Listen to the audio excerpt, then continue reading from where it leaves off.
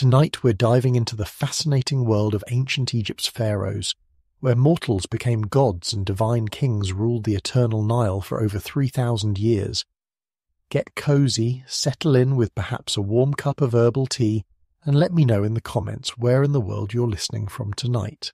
Over the next few hours, as you drift toward peaceful sleep, we'll walk alongside every pharaoh who ever wore the double crown, from that first god king who united two lands to the last queen who chose death over surrender. We'll witness pyramids rising like prayers carved in stone, watch empires bloom and wither like lotus flowers, and discover the human stories behind these divine rulers. Picture yourself by candlelight along the ancient Nile, where golden sunsets paint the desert amber and gentle river waters whisper secrets older than memory. Feel the warm evening breeze carrying the weight of eternity, where pharaohs once stood as bridges between earth and heaven, their souls destined for the stars. So close your eyes when you're ready, breathe deeply, and let these ancient voices guide you gently into dreams.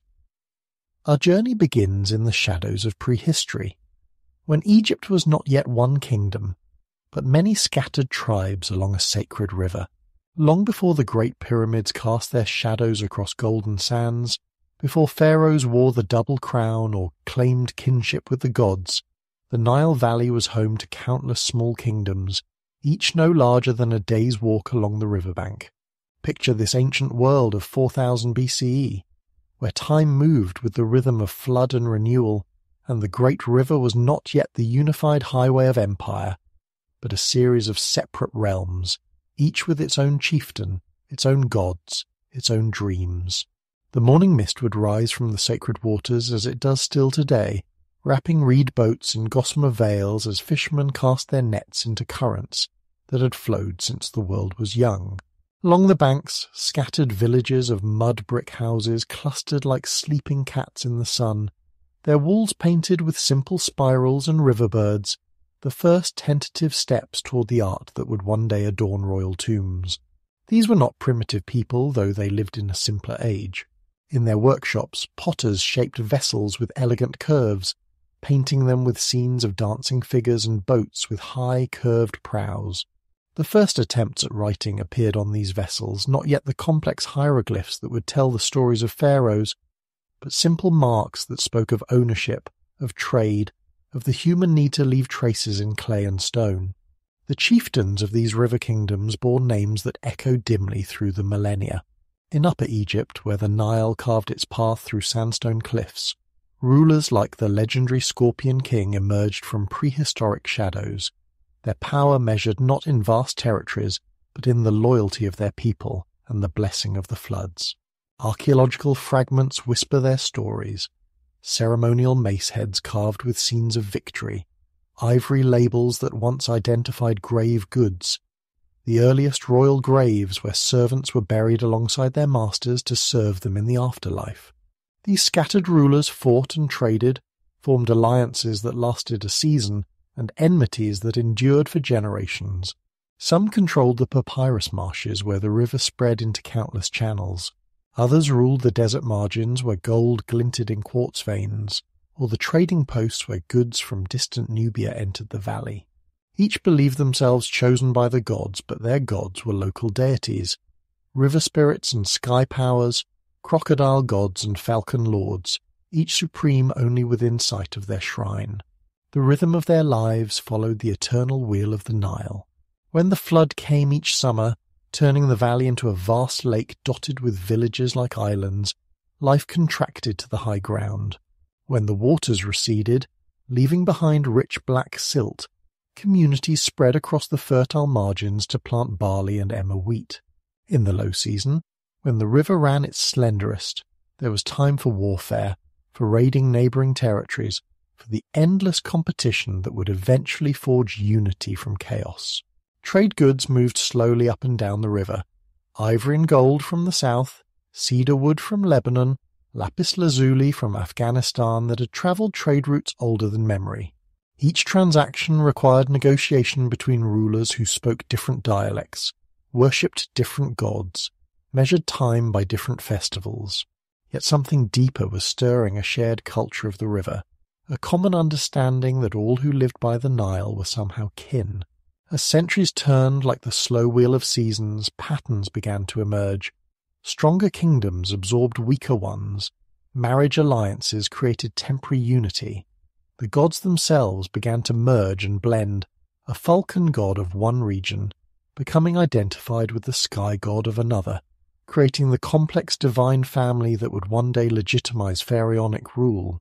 But it would take one king, one crown, one vision to forge an empire that would outlast Rome itself. In the shadowed halls of memory, where history blends with legend and stone tablets whisper across millennia, one name stands above all others as the beginning of everything. Narmer, whom the Greeks would call Menes, the king who first wore the double crown and united the two lands under one divine rule. Picture the Egypt of his time, around 3100 BCE, when the river valley remained divided between the proud kingdoms of the south and the fertile delta lands of the north. Upper Egypt, the land of the White Crown, stretched from the first cataract at Aswan down to Memphis, its people tough and war-tested by desert raids and Nubian gold expeditions. Lower Egypt, realm of the Red Crown, sprawled across the lush delta where the Nile split into countless channels before meeting the sea. Its inhabitants grown wealthy on papyrus trade and Mediterranean commerce. For generations, these two lands had eyed each other across the narrow waste of Egypt like rival brothers, sometimes trading, sometimes fighting, never truly united. The pharaohs of the south looked north with ambition. The kings of the delta gazed south with suspicion. Each claimed divine favor. Each believed their crown was blessed by the gods. Each dreamed of the day they might rule from the cataracts to the sea. Narmer was different. Where others saw division, he envisioned unity. Where others accepted the ancient boundaries, he imagined a kingdom that stretched like the river itself, unbroken from source to sea. The famous palette that bears his name, now resting in Cairo Museum, tells his story in pictures carved with ceremonial precision.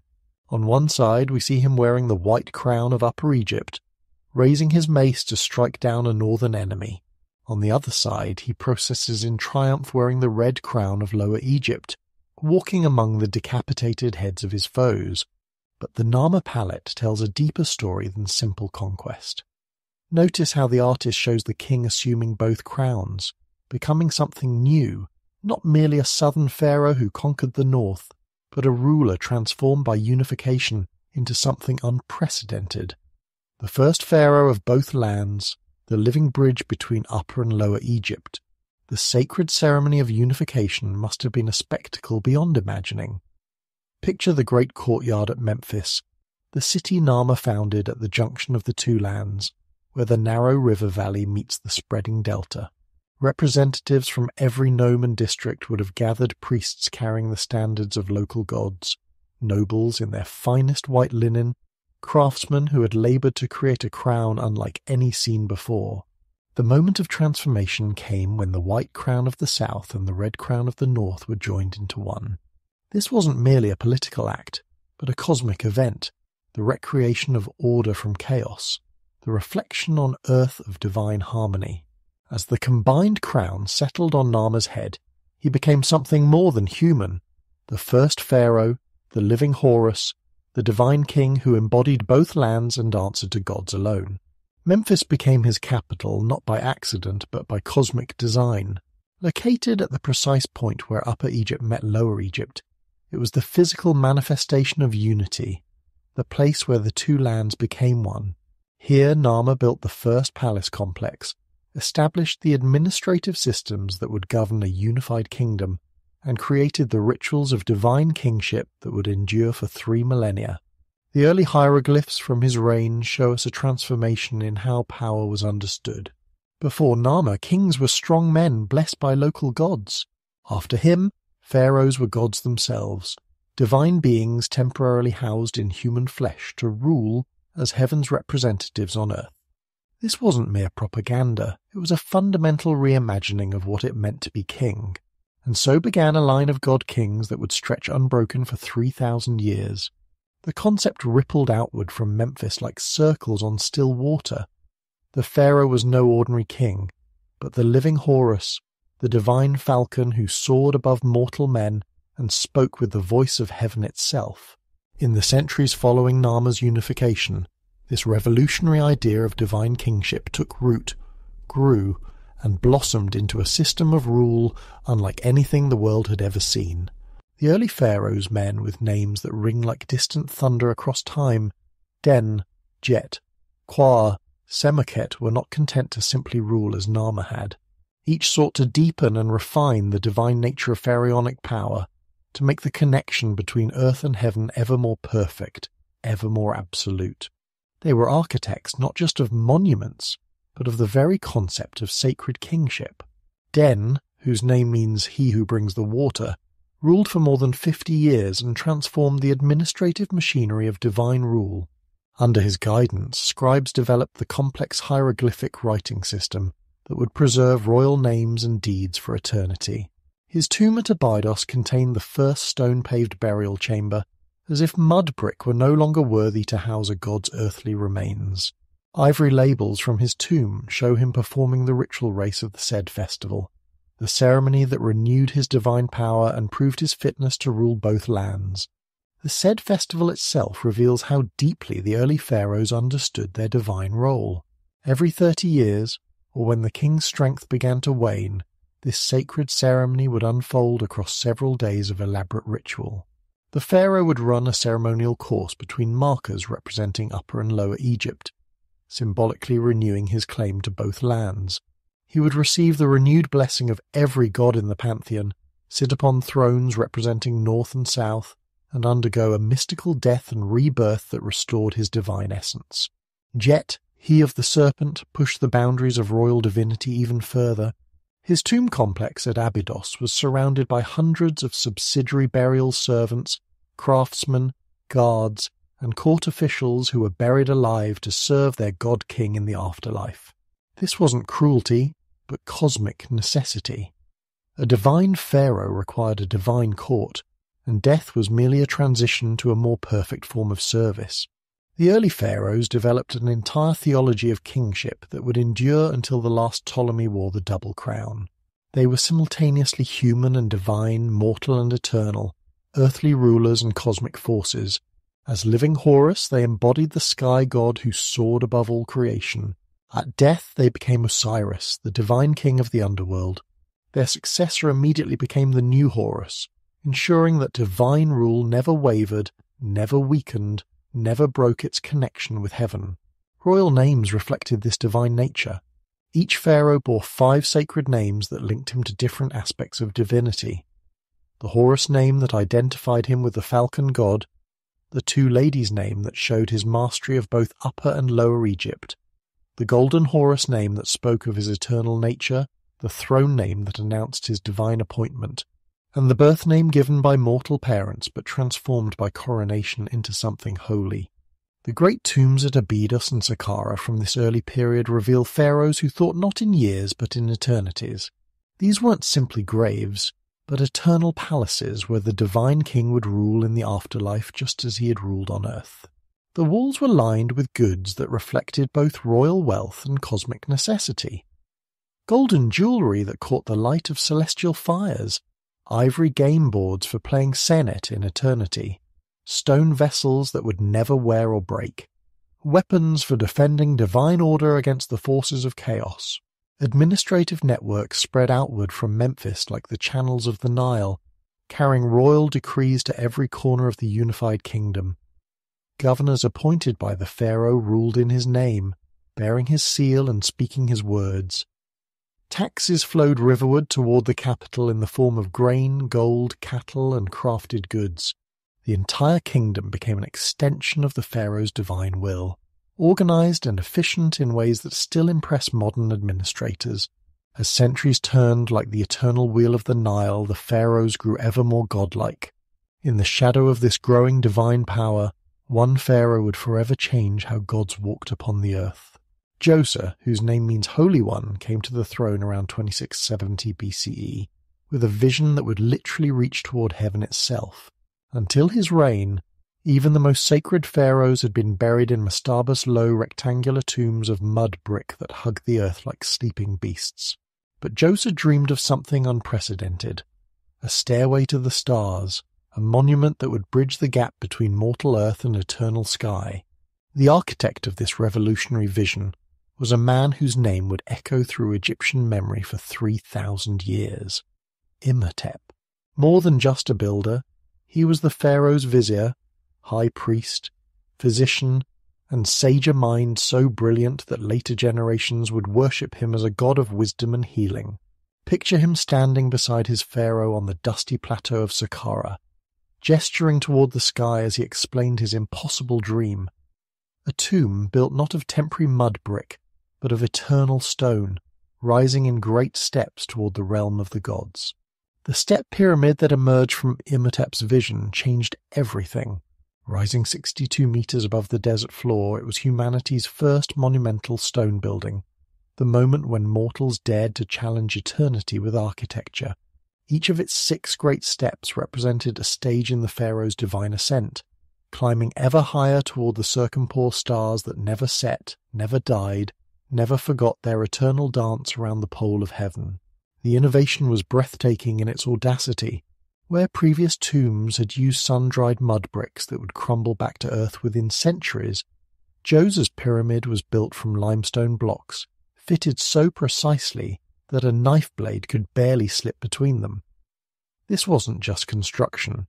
It was a declaration of war against time itself, a pharaoh's refusal to accept that even gods must fade. The symbolism ran deeper than the stones themselves. In Egyptian cosmology, the primordial mound had risen from the waters of chaos at the moment of creation, the first solid ground where the creator god could stand to begin making the world. Djoser's step pyramid recreated this cosmic moment, the artificial primordial mound where the pharaoh could ascend to join the gods who had shaped existence from nothingness. The complex that surrounded the pyramid was equally revolutionary, the first stone architectural masterpiece in human history. Imhotep created an entire divine city in stone, complete with courtyards for eternal festivals, chambers for ritual transformation, and halls where the pharaoh could hold court with gods and blessed dead throughout eternity. Columns rose like fossilized papyrus stalks, their capitals carved to resemble the bundled reeds of the Nile marshes, bringing the living world into the realm of the eternal. But such ambition came at tremendous human cost. Thousands of workers labored for decades to realize Djoser's vision, their sweat mixed with limestone dust, their muscles aching from hauling blocks that weighed as much as small houses. Archaeological evidence reveals the workers' villages that sprang up around the pyramid site communities of craftsmen, haulers, carvers, and supervisors who devoted their lives to building eternity for their god-king. The quarries of Tura across the Nile echoed with the ring of copper chisels and wooden mallets as stonecutters carved blocks to Imhotep's exacting specifications. Limestone dust filled the air like perpetual fog, coating workers' lungs and clothing white as they extracted the bones of the earth to build a pharaoh's eternal home. Wooden sledges groaned under impossible loads as teams of men dragged building stones across the desert, following paths marked by survey pegs and watered by precious Nile floods, channeled through canals dug by royal engineers. The technical challenges must have seemed insurmountable. How do you lift multi-ton blocks 60 meters into the air using only ropes, ramps, and human muscle? How do you ensure that a structure of such unprecedented height won't simply collapse under its own weight? How do you create internal chambers and passages that will remain stable for millennia? Imhotep's solutions were masterpieces of engineering wrapped in religious symbolism. The pyramid was built in stages, each step a complete mastaba that could support the additional weight above it. Internal chambers were carved from bedrock and lined with granite, creating sacred spaces that would survive any disaster short of the end of the world itself. The entire structure was oriented to the cardinal directions with astronomical precision, aligning the pharaoh's eternal rest with the cosmic order that governed all existence. When Djoser's mummy was finally laid to rest in the burial chamber deep beneath the pyramid's heart, It marked more than the end of a reign. It announced the beginning of a new age in which pharaohs would no longer simply rule as gods, but would build monuments that proclaimed their divinity to the stars themselves. The vision that Djoser and Imhotep had birthed at Saqqara spread like fire through the royal consciousness of Egypt. Each pharaoh who followed sought to surpass his predecessors, to build closer to heaven, to create monuments that would make even the gods pause in wonder. From this divine competition would emerge the most perfect architectural achievements in human history. The Pyramids of Giza, 3 mathematical poems written in stone against the infinite sky. Sneferu, the first pharaoh of the 4th dynasty, was history's great experimenter with eternity.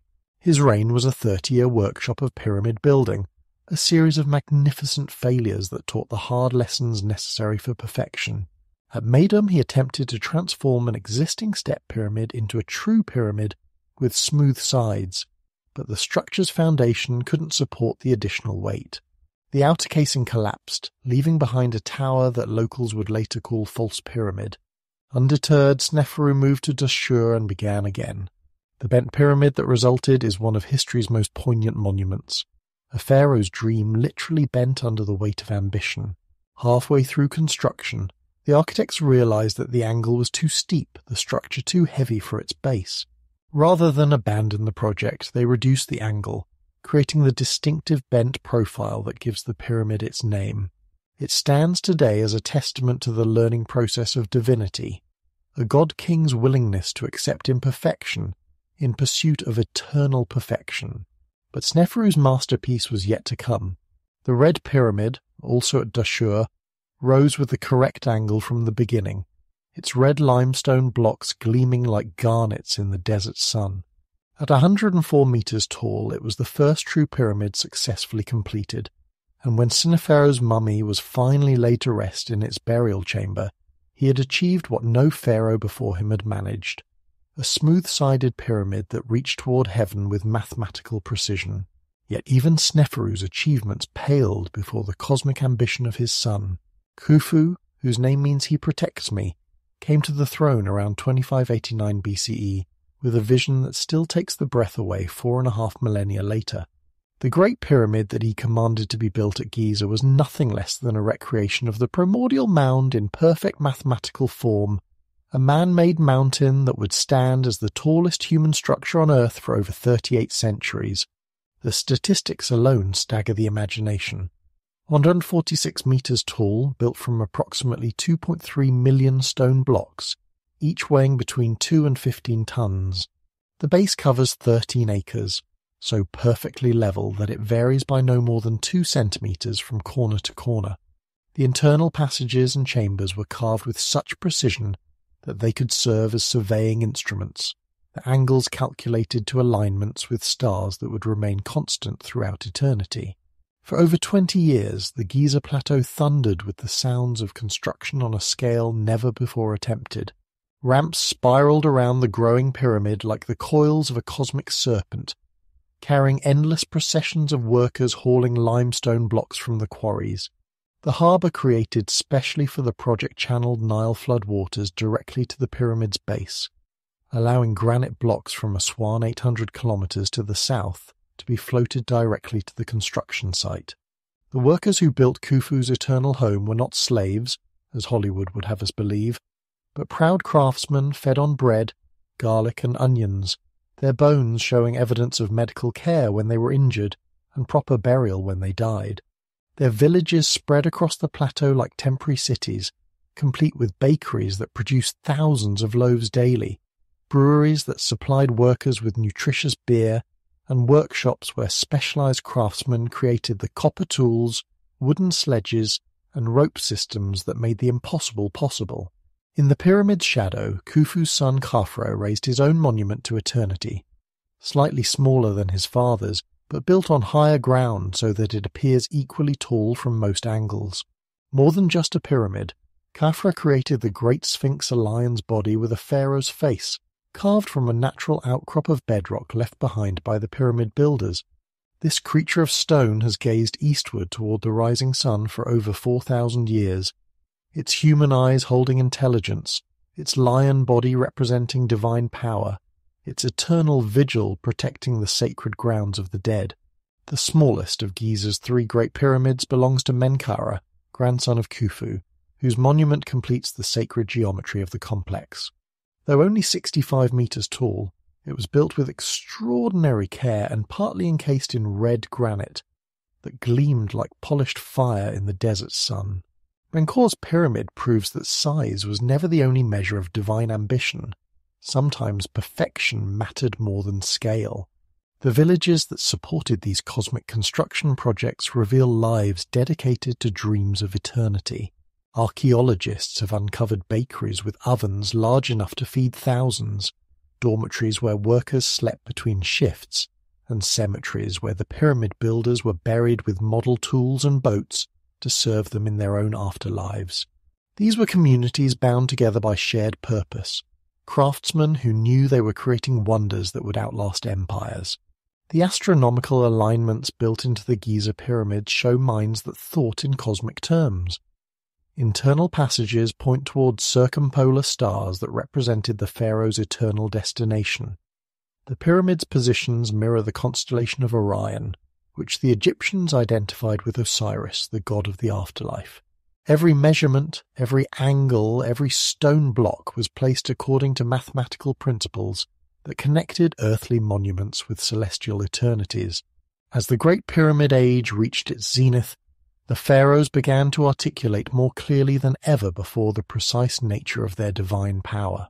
What had begun as instinct and symbol crystallized into theology when Unis, the last pharaoh of the 5th dynasty, made a decision that would echo through eternity. He ordered the first pyramid text carved into the walls of his tomb, transforming cold stone chambers into libraries of divine transformation. Picture the burial chamber of Unis's pyramid at Saqqara, around 2375 BCE. Its walls covered from floor to ceiling with columns of hieroglyphs painted in the blue-green colour of rebirth. These weren't merely decorative inscriptions, but the oldest collection of religious literature in human history, spells and prayers and cosmic formulas designed to ensure the pharaoh's successful transformation from mortal ruler to eternal god. For the first time, the secret knowledge that priests had whispered in temple shadows was carved permanently in stone, creating an imperishable manual for divine kingship. The texts reveal a cosmology of breathtaking sophistication. The pharaoh's death was not an ending, but a metamorphosis, a carefully scripted journey through the underworld that would culminate in his rebirth as a star in the sky. Ra, the sun god, had emerged as the supreme deity, and the pharaoh was his son, destined to sail the solar bark across the heavens for all eternity. Each dawn would witness the pharaoh reborn with the sun. Each sunset would see him journey through the underworld to battle the serpent of chaos. Each midnight would mark his triumph over darkness and death. The 5th dynasty pharaohs embraced this solar theology with unprecedented devotion. They built sun temples alongside their pyramids, massive stone complexes centered around obelisks that caught and concentrated the sun's rays like cosmic lightning rods. At Abu Ghurab, the sun temple of Nusayr still stands, its obelisk reaching toward heaven while its altar caught the first light of dawn for morning sacrifices. These weren't simply religious buildings but cosmic engines, places where the pharaoh's divine essence connected with the source of all power in the universe. Sahur, one of the great builder pharaohs of this dynasty, decorated his pyramid complex with reliefs showing Egyptian ships returning from trade expeditions to the mysterious land of Punt. But these weren't merely records of commercial success, they were visual prayers, showing the pharaoh's divine power extending to the ends of the earth. The incense and myrrh brought back from these expeditions would burn in temple braziers, carrying the prayers of mortals upward to join the pharaoh among the imperishable stars. The pyramid complex of Neferakar reveals the growing sophistication of royal mortuary architecture. Here, for the first time, we find papyrus archives, thousands of administrative documents that recorded the daily operations of the pharaoh's eternal estate. Priests worked in shifts to maintain the pharaoh's cult, offering bread and beer and roasted meat to his ka, the divine essence that survived bodily death. These weren't symbolic offerings, but actual meals, prepared fresh each day for a god who continued to hunger, thirst and require sustenance in his eternal existence. But perhaps no pharaoh better exemplifies both the power and the ultimate fragility of divine kingship than Pepi II, who came to the throne as a child around 2278 BCE and ruled for an astonishing 94 years, the longest confirmed reign in human history. Picture the boy pharaoh receiving the double crown, his small hands barely able to lift the symbols of divine authority, while priests and nobles knelt before someone young enough to be their grandson. For the first decades of his reign, Egypt prospered under the divine child's rule. Trade expeditions brought exotic goods from Africa and the Mediterranean. Massive public works projects employed thousands of workers. The pharaoh's pyramid at Saqqara rose with traditional magnificence, its burial chamber inscribed with pyramid texts that promised eternal transformation among the circumpolar stars.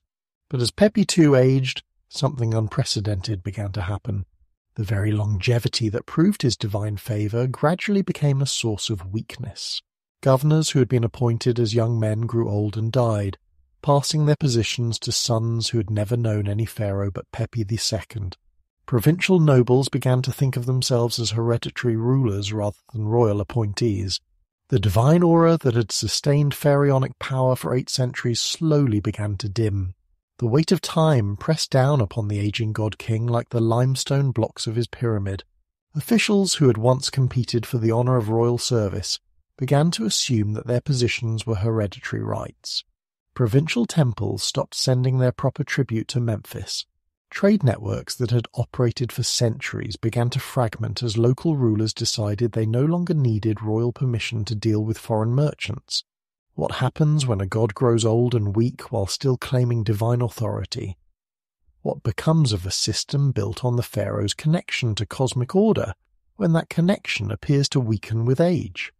These were questions that had never been asked before in Egyptian history, and the answers would soon shake the two lands to their foundations. The answer came not with dramatic conquest or palace revolution, but with something far more terrifying. The Nile itself began to fail. Around 2200 BCE, as Pepi II's impossibly long reign finally drew toward its close, the great river that had sustained Egyptian civilization for over a millennium entered a period of catastrophic low floods. Year after year, the life-giving waters failed to rise high enough to irrigate the fields properly. The black soil that had been Egypt's blessing turned to dust. Famine stalked the land like a jackal, and for the first time in centuries people began to question whether their pharaoh truly possessed divine power. The climate crisis that struck Egypt was part of a larger pattern, affecting civilizations across the ancient world. From the Indus Valley to Mesopotamia, the delicate balance between human ambition and natural resources was breaking down. But nowhere was the collapse more sudden or more complete than in Egypt, where the entire political system rested on the pharaoh's supposed ability to ensure the Nile's annual flood through his divine connection to the gods. Contemporary texts from this period paint a picture of world turned upside down. The admonitions of Ipua, a scribe who witnessed the breakdown of order, wrote words that still chill the blood. The river of Egypt is empty. People cross over it on foot. The children of nobles are dashed against walls. He who never slept on a plank now owns a bed. Behold, the owners of robes now wear rags, while he who never wove for himself now owns fine linen.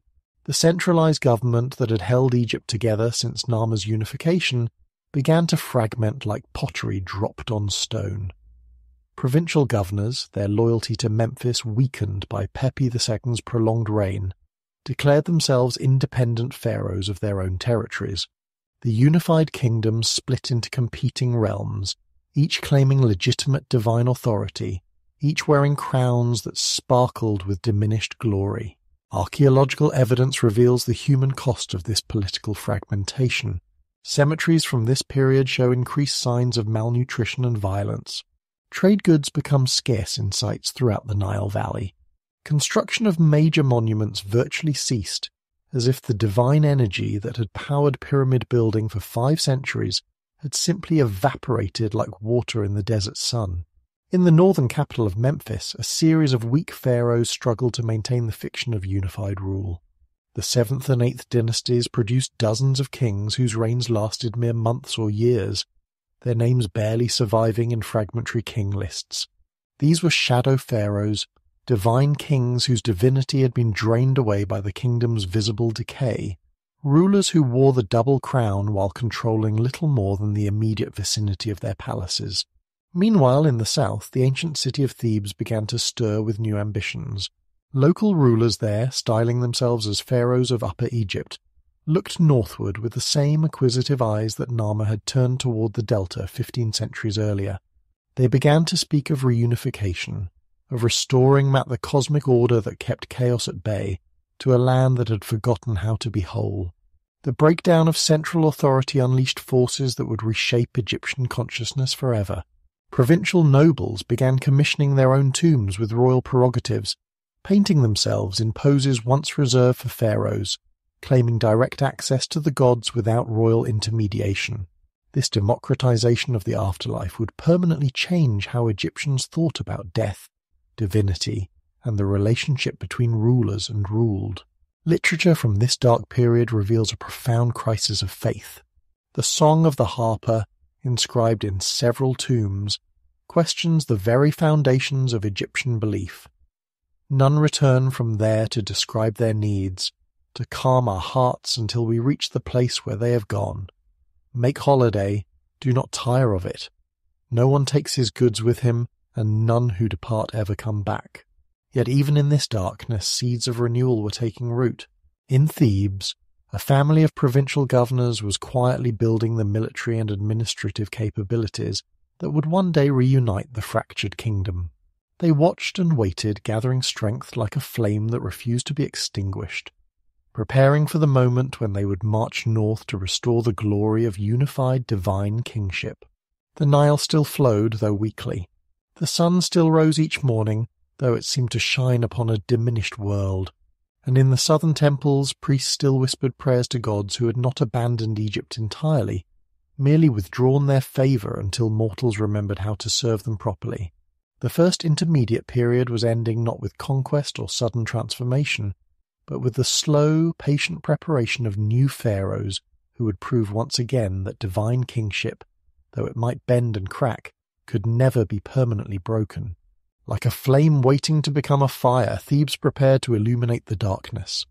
That flame became a fire in the person of Mentuhotep II, whose very name meant Montu is satisfied. Montu being the falcon-headed war god of Thebes, the divine patron who would guide this southern pharaoh's sword toward reunification. Around 2055 BCE, as the century of chaos finally began to exhaust itself, Mentuhotep looked northward from his palace in Thebes, with eyes that burned with ancestral memory and divine purpose. The Egypt he surveyed was a broken land, fractured into competing kingdoms that squabbled over diminishing resources, while the great monuments of the Pyramid Age crumbled from neglect. In the north, the descendants of Memphis's pharaohs still wore crowns, but their authority barely extended beyond the ancient capital. Local governors had become petty kings, each ruling his own nome like an independent kingdom, each claiming divine favour while the Nile continued its cycle of insufficient floods. But Mentuhotep was different from the shadow pharaohs who had preceded him. Where they had retreated into ritual and wishful thinking, he combined the spiritual authority of pharaonic kingship with the practical skills of a military commander who understood that divine favour must be backed by bronze and organised force. His armies moved north like the flood itself, patient, methodical, irresistible.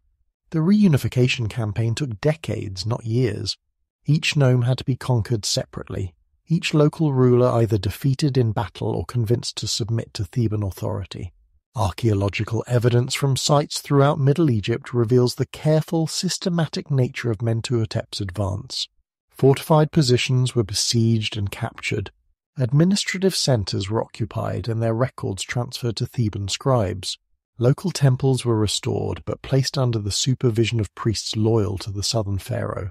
The decisive moment came when Mentuhotep's forces finally reached Memphis itself, the ancient capital where Narmer had first unified the two lands 16 centuries earlier. The city's surrender marked more than a military victory, it was a cosmic restoration. the moment when Mart returned to a land that had forgotten how to be whole. The double crown that had been divided among dozens of pretenders was reunited on the head of a single pharaoh who truly deserved to wear it. But Mentuhotep's greatest innovation lay not in conquest, but in his understanding of what reunified Egypt would need to survive. Rather than simply restoring the old Pyramid Age model of divine kingship, he created something new. The pharaoh as shepherd, a ruler whose divine authority was exercised through protection and care rather than overwhelming display of cosmic power. This new vision of kingship found its perfect expression in the extraordinary mortuary temple that Mentuhotep ordered carved into the cliffs at Deir el-Bahari, on the west bank of the Nile opposite Thebes. Unlike the isolated pyramid complexes of the Old Kingdom, this temple was built to welcome worshippers, its terraced architecture following the natural contours of the cliff face, as if the living rock itself had been persuaded to take architectural form. The temple's design broke every convention of royal architecture. Where pyramid complexes had been closed worlds accessible only to priests and the pharaoh's car, Deir el-Bahari opened outward toward the river and the living world beyond. Its colonnades invited approach rather than inspiring awe-struck distance. Its gardens, planted with frankincense trees brought from the mysterious land of Punt, created an oasis of life in the western desert, where the dead traditionally dwelt in sterile isolation. The restoration of trade routes under Mentuhotep's rule brought Egypt back into contact with the wider world that had been lost during the chaos of the First Intermediate Period. Ships once again sailed south to Nubia for gold and exotic animals, north to the Levant for cedarwood and silver, east to the Red Sea ports where merchants waited with incense and precious stones from lands beyond the edge of Egyptian maps. Art and literature flowered under the protective authority of the reunified kingdom. The classical Middle Egyptian language that scribes perfected during Mentuhotep's reign would become the standard for formal writing throughout the rest of pharaonic history, as beautiful and precise as the proportions of the temple architecture that accompanied it. Stories like the tale of the shipwrecked sailor and the story of Sinew revealed a new sophistication in Egyptian literature, tales that explored individual psychology and moral complexity rather than simply celebrating royal power. The cultural renaissance that bloomed under Mentuhotep's rule reflected a deeper transformation in how Egyptians understood their relationship with divine kingship. The pharaoh was still a god, still the living Horus who bridged earth and heaven, but he was also recognizably human in his care for his people's welfare. Royal inscriptions from this period speak not of cosmic battles and divine transformation, but of practical concerns, ensuring that trade routes remained open, that the southern border was properly defended, that provincial administrators served the people rather than simply enriching themselves. This more human vision of divine kingship would prove to be Mentuhotep's most lasting legacy. Future pharaohs would return to pyramid building and cosmic display, but they would never completely abandon the Middle Kingdom understanding that true divine authority expressed itself through justice, prosperity, and protection of the weak, rather than simply through overwhelming displays of supernatural power. As Mentuhotep aged and prepared for his own journey to the afterlife, he could look upon a kingdom that was not merely reunited but renewed, a civilization that had learned from catastrophe and emerged stronger for the learning. The temple carved into the cliffs at Deir el-Bahari would stand as his eternal monument, but his deeper legacy lived in the restored confidence of a people who had rediscovered what it meant to be Egyptian. The stability that Mentuhotep had restored to Egypt became the foundation upon which subsequent pharaohs would build what historians now recognize as the classical age of Egyptian civilization. The 12th dynasty, founded by Amenemhat III in around 1985 BCE, would produce a succession of pharaohs whose names still resonate with the authority of absolute competence. Amenemhat, Senusret, rulers who combined the divine mystique of traditional kingship with administrative skills that would have impressed modern governments. Amenemhat came to power through what may have been Egypt's first recorded palace coup, seizing the throne from the last weak pharaoh of the 11th dynasty, and immediately setting about the business of securing his revolutionary new approach to kingship. His first great decision was to abandon Thebes as the royal capital and establish a new administrative centre called Itji Tawi, Caesar of the Two Lands, positioned strategically near Memphis, where the narrow Nile Valley met the spreading delta. The choice of location revealed Amenemhat's sophisticated understanding of Egyptian geography and psychology. By placing his capital near the traditional seat of pharaonic power, while maintaining strong connections to his Theban power base, he created a government that could speak to both the ancient prestige of unified kingship and the new realities of a more complex, more diverse kingdom that had emerged from the chaos of the intermediate period. But Amenemhat's most lasting contribution to Egyptian civilization was not architectural but literary. The Instruction of Amenemhat stands as one of the masterpieces of ancient wisdom literature, a pharaoh's advice to his son that reveals both the burdens and the insights of divine kingship.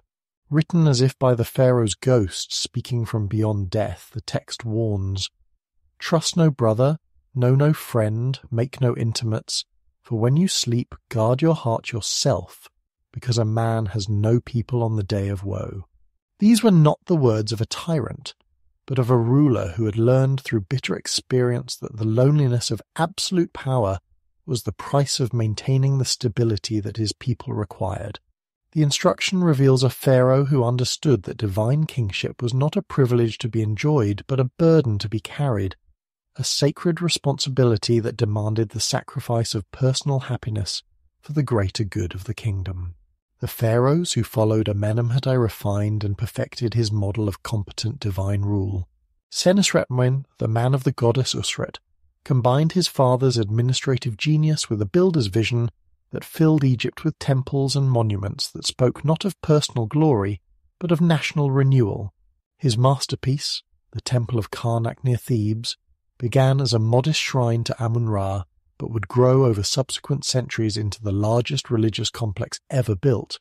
It was Senusret III, however, who would push the boundaries of Middle Kingdom pharaonic power to their absolute limits. This pharaoh, whose name means man of the goddess Usret is divine, looked southward toward Nubia with the calculating eyes of a military strategist who understood that Egypt's long-term prosperity required secure borders and reliable access to African gold. The Nubian campaigns of Senusret III were unlike anything Egypt had previously attempted. Rather than simple raiding expeditions designed to extract tribute and captives, these were systematic conquests aimed at permanent occupation and control. The pharaoh pushed Egyptian authorities south beyond the Second Cataract, deeper into Africa than any previous ruler had dared to venture. The massive mud-brick fortresses that Senusret III ordered built along the southern frontier were marvels of military engineering, castle cities that could house thousands of soldiers and their supplies while controlling river traffic along the Nile. Fortresses like Buan, Semna, and Kuma rose from the desert like artificial mountains, their walls thick enough to resist siege engines, their watchtowers positioned to signal danger across hundreds of kilometers of river valley. But these border fortresses represented more than military conquest. They were outposts of Egyptian civilization, complete with temples, administrative centers, and workshops where Nubian gold was refined and prepared for transport north to the royal treasury. Hieroglyphic inscriptions carved into the fortress walls reveal a pharaoh who thought in terms of permanent imperial expansion, not temporary military adventure. The height of Middle Kingdom prosperity came under Amenemhat III, whose 45-year reign marked the absolute peak of pharaonic competence and control. This pharaoh, known to later generations as the Great, presided over an Egypt that had achieved something unprecedented in human history. A large-scale irrigation project that transformed the natural depression of the Fayoum into a vast artificial oasis. The engineering project that created Lake Moeris was a masterpiece of hydraulic planning that rivaled the greatest achievements of modern dam builders. By carefully controlling the annual floodwaters of the Nile, royal engineers created an artificial lake that served as both flood control and water storage, ensuring that Egypt could survive even catastrophic low floods, like those that had brought down the Old Kingdom. Amenemhat III's pyramid complex at Hawara was famous throughout antiquity as the Labyrinth, a maze-like mortuary temple so complex that ancient visitors compared it to the legendary Cretan labyrinth of King Minos. Greek travellers who saw it centuries later declared it more impressive than the pyramids of Giza, a monument that demonstrated how architectural sophistication had evolved beyond simple geometric mass to embrace complexity, subtlety, and psychological sophistication. The administrative records that survive from Amenemhat III's reign reveal a government of extraordinary efficiency and attention to detail. Royal scribes maintained detailed censuses of population, livestock, and agricultural production. Tax records show a system of collection and redistribution that ensured royal granaries remained full while preventing the local famines that had plagued earlier periods. Diplomatic correspondence reveals a pharaoh whose influence extended from Nubia in the south to the Levant in the north, a ruler whose word carried weight in the councils of kings throughout the ancient Near East. Yet perhaps the most remarkable pharaoh of the Middle Kingdom was also its last. Sobenefru, whose name means beautiful of the crocodile god, became the first definitively female pharaoh to rule Egypt in her own right, rather than as regent for a male heir. When the male line of the 12th dynasty died out around 1797 BCE, this royal woman assumed the full regalia and titles of pharaonic kingship, wearing the false beard and royal kilt that symbolized divine authority. Contemporary inscriptions show Sobenefru performing all the traditional duties of pharaonic kingship, leading religious ceremonies, appointing governors, commanding the military, and maintaining diplomatic relations with foreign powers. Her 4-year reign proved that divine kingship transcended gender, that the gods could choose a woman as easily as a man to serve as their earthly representative. The administrative genius of the Middle Kingdom pharaohs created a governmental system so efficient and comprehensive that it would serve as the model for Egyptian administration throughout the rest of pharaonic history. Provincial governors were selected for competence rather than birth, promoted through merit rather than influence, and held accountable through regular inspections and detailed reporting requirements. But this very efficiency may have contained the seeds of its own destruction. As the 12th dynasty drew to its close, Egypt had become perhaps too successful, too prosperous, too attractive to the ambitious peoples who watched from beyond its borders with envious eyes. The success of Middle Kingdom Egypt proved to be both its greatest achievement and its ultimate vulnerability. The prosperity that Amenemhat III and his predecessors had created, the restored trade networks, the efficient administration, the accumulated wealth of generations made the Nile Valley an irresistible target for foreign peoples who had spent centuries watching Egyptian prosperity from beyond the kingdom's carefully guarded borders.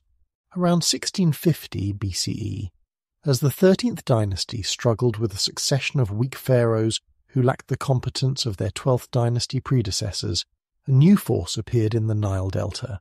The Egyptians called them Hyksos, literally rulers of foreign lands, though the newcomers called themselves by other names in languages that Egyptian scribes could barely transliterate into hieroglyphs. These were not the savage barbarians that Egyptian propaganda would later depict, but sophisticated peoples from the Levant who brought with them military technologies and cultural practices that would permanently transform Egyptian civilization. The horse-drawn chariot, the composite bow, bronze weapons, and new fortification techniques arrived in Egypt along with the Hyksos settlers, creating a technological revolution that Egyptian commanders were initially powerless to resist. The Hyksos conquest was not a single dramatic invasion, but a gradual infiltration that turned suddenly into political domination. Foreign merchants who had established trading posts in delta cities brought their families, their gods, and eventually their ambitions for political control. As central authority weakened under ineffective native pharaohs, these foreign communities began to assert greater independence, eventually establishing their own rulers who adopted Egyptian royal titles while maintaining their distinct cultural identities.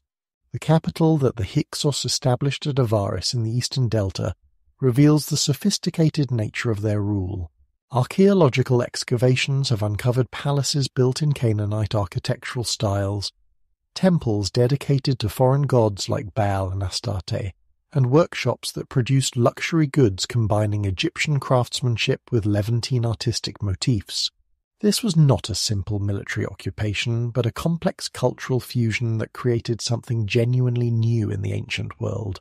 Yet the Hyksos rulers were astute enough to understand that successful rule in Egypt required adoption of pharaonic traditions and symbols.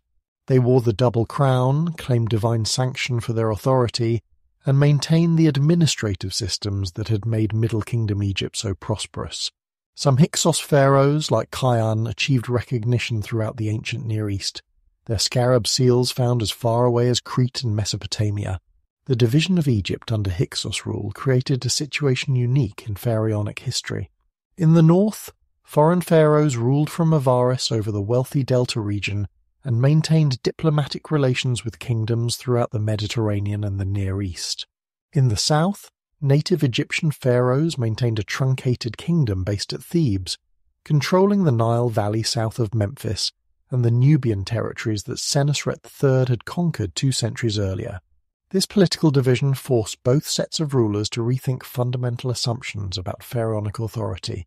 The Theban pharaohs could no longer claim to rule the unified two lands, while the Hyksos pharaohs lacked the deep religious legitimacy that came from centuries of native Egyptian tradition.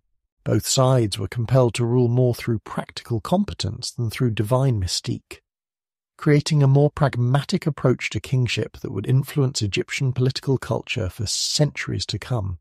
The archaeological record reveals that the initial period of Hyksos rule was marked more by cultural exchange than by violent oppression. Egyptian and Hyksos artistic styles blended to create new forms of decoration and craftsmanship. Egyptian gods like Ptah and Hathor were worshipped alongside Canaanite deities in temples that served mixed populations. Trade networks expanded to include new partners in the Aegean and Anatolia, bringing exotic goods and new ideas into the Nile Valley. But the honeymoon period between rulers and ruled could not last indefinitely. As decades turned to generations, the Theban pharaohs began to articulate a new ideology of resistance, based on the restoration of traditional Egyptian values and the expulsion of foreign contamination. Royal propaganda from this period portrays the struggle not as a political conflict between competing dynasties, but as a cosmic battle between Mayat and chaos, between legitimate Egyptian pharaonic authority and alien disorder.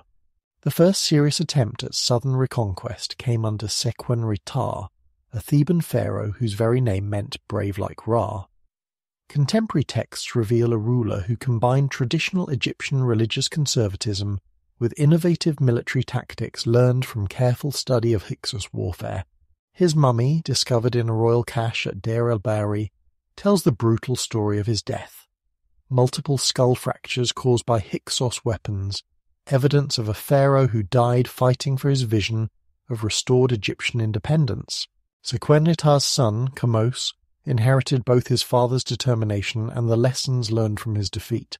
Kamose's military campaigns, recorded in contemporary inscriptions found at Karnak, reveal a pharaoh who had mastered the new military technologies introduced by the Hyksos and turned them against their former masters.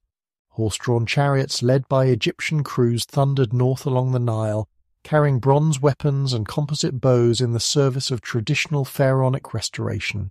The evidence of violence from this period is written not only in texts but in human remains. The mummy of Seqenenre shows axe wounds consistent with Hyksos battle weapons, while contemporary burial sites reveal increased military casualties and signs of social disruption. This was not merely a political transition, but a genuine war of independence, fought with a ferocity born of cultural desperation and religious conviction. Yet the ultimate victory would belong not to Kamose, but to his younger brother, a prince who would take the throne name Amos and transform military success into the foundation of Egypt's greatest age of empire. As Kamose's campaigns pushed northward toward the Hyksos capital at Avaris, he was unknowingly setting the stage for the emergence of pharaonic power on a scale that would astonish the ancient world. From the humiliation of foreign rule and the bitter lessons of military defeat would emerge Egypt's greatest age of empire, when pharaohs would march not merely to the borders of their traditional territory, but to the great rivers of Mesopotamia and the cedar forests of Lebanon, carrying Egyptian authority farther than any ruler before or after would dare to dream.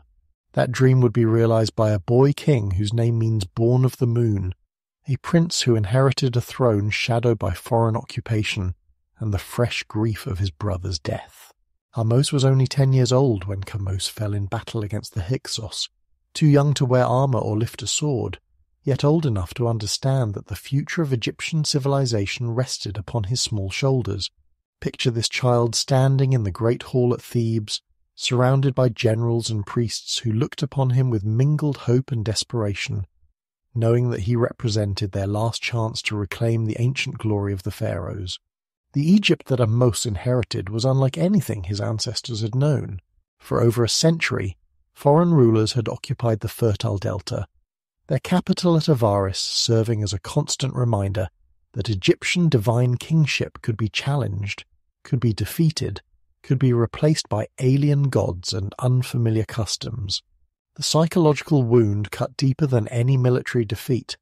This was the first time in 15 centuries that Egyptian soil had been ruled by foreigners, threatening a civilization that had endured since the dawn of recorded history. But the decade of Ahmose's youth was not wasted in helpless mourning.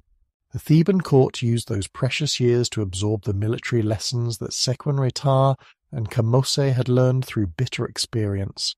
Egyptian craftsmen studied captured Hyksos weapons, learning to forge bronze more effectively than their traditional copper tools. Horse trainers worked to master the complex art of chariot warfare, understanding that Egyptian independence could only be restored through the same technological advantages that had made Hyksos conquest possible. The young pharaoh's military education was supervised by veterans who had fought alongside his father and brother, men whose scars carried the hard-won knowledge of how to fight against superior technology with inferior numbers. They taught him that victory would require more than courage. It would demand systematic planning, innovative tactics, and the ability to transform traditional Egyptian military culture into something capable of matching the best that the ancient world could offer. When Ahmose finally launched his campaign of liberation around 1550 BCE, he led an army that was fundamentally different from any previous Egyptian force. Professional soldiers replaced the temporary levies that had traditionally served pharaonic ambitions. Bronze weapons gleamed in ranks where copper had once predominated. Horse-drawn chariots thundered across desert sands where infantry had once marched alone. This was military revolution disguised as restoration, innovation wrapped in the rhetoric of traditional recovery. The Tempest Stela, a contemporary inscription discovered at Karnak, provides a hauntingly personal glimpse of the challenges that Ahmose faced during his early campaigns. The text describes supernatural storms that battered Egypt during the war years, as if the gods themselves were testing the young pharaoh's resolve. Darkness came from the west, and the sky was in tempest without cessation, the inscription records, revealing a king who faced not only human enemies, but cosmic forces that seemed aligned against Egyptian independence. The siege of Avaris, the Hyksos capital, became the crucible in which the new kingdom was forged. Archaeological evidence reveals a systematic campaign that lasted several years, with Egyptian forces gradually tightening their grip around the fortified city, while cutting off its connections to the outside world. This was not the impulsive assault of earlier pharaohs, but patient, methodical warfare that demonstrated how completely Ahmose had absorbed the lessons of previous defeats. The fall of Avaris marked more than military victory. It represented a psychological transformation that would reshape Egyptian consciousness for centuries to come. For the first time in their history, Egyptians had witnessed their civilization's vulnerability to foreign conquest, had endured over a century of occupation, and had fought a desperate war of independence against technologically superior enemies. The trauma of near extinction had burned away the comfortable insularity that had characterized earlier periods, replacing it with a harder, more aggressive vision of Egyptian security.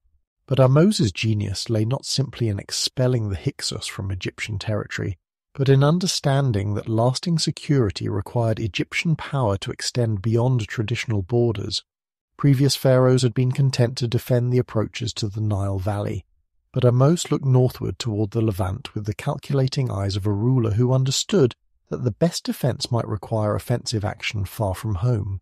The pursuit of fleeing Hyksos forces led Egyptian armies into southern Palestine, where they besieged and captured the fortress city of Sharuhen.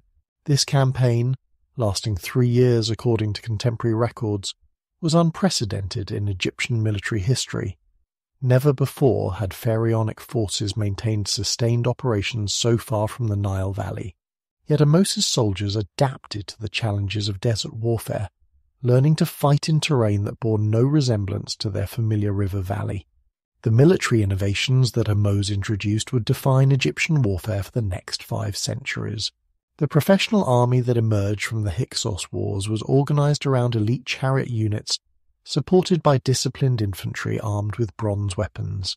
Military engineering advanced to support extended campaigns in foreign territories. Intelligence networks were established to provide early warning of potential threats from beyond Egypt's borders. Perhaps most importantly, Ahmose created a new ideology of pharaonic kingship that justified aggressive expansion as divine necessity. Where previous pharaohs had claimed authority over the traditional 2 lands of Egypt, Ahmose and his successors would speak of ruling all that the sun disk encircles, a cosmic mandate that theoretically encompassed the entire known world. This was not merely propaganda, but a fundamental reimagining of what it meant to be pharaoh. The Egypt that emerged from Ahmose's campaigns was wealthier, more sophisticated, and infinitely more confident than the kingdom that had fallen to Hyksos conquest. Foreign tribute flowed into royal treasuries. Diplomatic marriages connected the pharaoh's family to rulers throughout the ancient Near East. Egyptian influence extended from Nubian goldfields to Lebanese cedar forests, creating an empire that dwarfed anything previous pharaohs had imagined possible. As Ahmose aged and prepared to pass the throne to his son, he could look upon a kingdom that was no longer content to defend its borders, but dreamed of pushing them ever outward, toward horizons that beckoned with promises of gold, glory, and the eternal expansion of divine authority across a world that was learning to fear and respect the reborn power of the pharaohs. The empire that Ahmose had founded became the foundation upon which his successors would build achievements that still echo across the millennia. The pharaohs of the early 18th dynasty were not content to simply maintain the independence that their predecessor had won. They dreamed of dominion that would extend Egyptian authority to the very edges of the known world, creating an empire whose wealth and power would make the pyramid builders seem modest by comparison. Thutmose III, whose throne name meant born of Thoth, beautiful of manifestation, came to power around 1504 BCE with ambitions that would have staggered earlier pharaohs. Where Ahmose had pursued the Hyksos into southern Palestine, Thutmose looked toward the great rivers of Mesopotamia with the calculating eyes of a pharaoh who understood that true security required not simply defensive victories, but the projection of Egyptian power across the entire ancient Near East. His campaigns into Nubia pushed Egyptian authority south beyond the Fourth Cataract, deeper into Africa than any pharaoh had dared to venture. The gold that flowed north from these conquered territories was not simply tribute, but the lifeblood of imperial expansion, funding military campaigns that carried Egyptian arms ever farther from the familiar Nile Valley. Fortresses rose along the southern frontier like stone declarations of eternal Egyptian dominion, their garrisons ensuring that Nubian gold would continue to finance pharaonic ambitions for generations to come. But Thutmose's most audacious achievement came when he led Egyptian armies across the Euphrates River, becoming the first pharaoh to set foot on the soil of Mesopotamia. Contemporary inscriptions describe this crossing as a divine triumph, the moment when Egyptian authority reached its cosmic limits, touching the great river that marked the edge of the world itself. The stela that Thutmose erected on the Euphrates' eastern bank proclaimed to gods and mortals alike that pharaonic power now extended as far as the sun disk travels. The death of Thutmose I around 1492 BCE created a succession crisis that would produce one of the most remarkable figures in pharaonic history. His designated heir, Thutmose II, ruled for only a few years before dying young, leaving the throne to a child, Thutmose III, who was too young to rule effectively.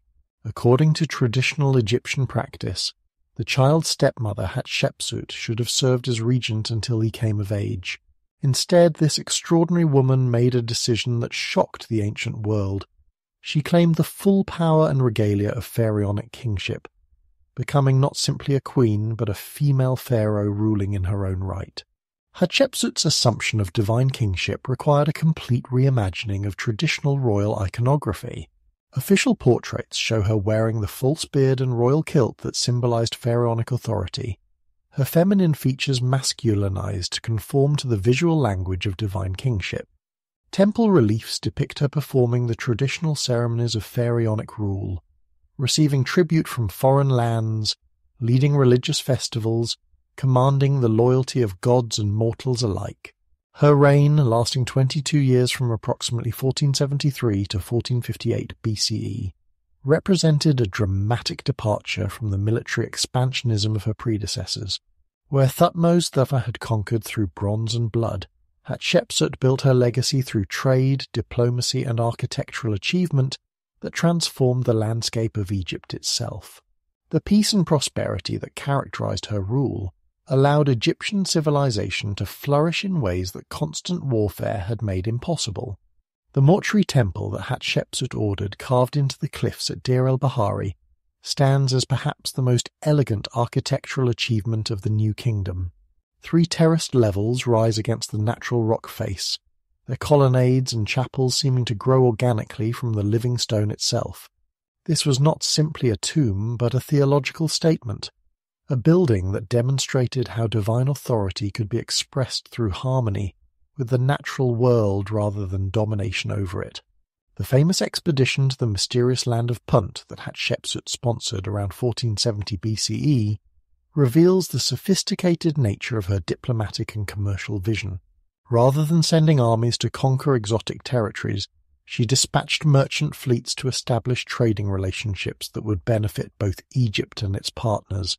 The reliefs that commemorate this expedition show Egyptian ships returning laden with incense trees, exotic animals, gold and ivory, the peaceful fruits of commerce rather than the violent spoils of war. Yet even as Hatshepsut's peaceful reign brought unprecedented prosperity to Egypt, the young Thutmose III waited in the shadows, his military education supervised by generals who dreamed of returning to the aggressive expansionism that had made Egypt feared throughout the ancient world.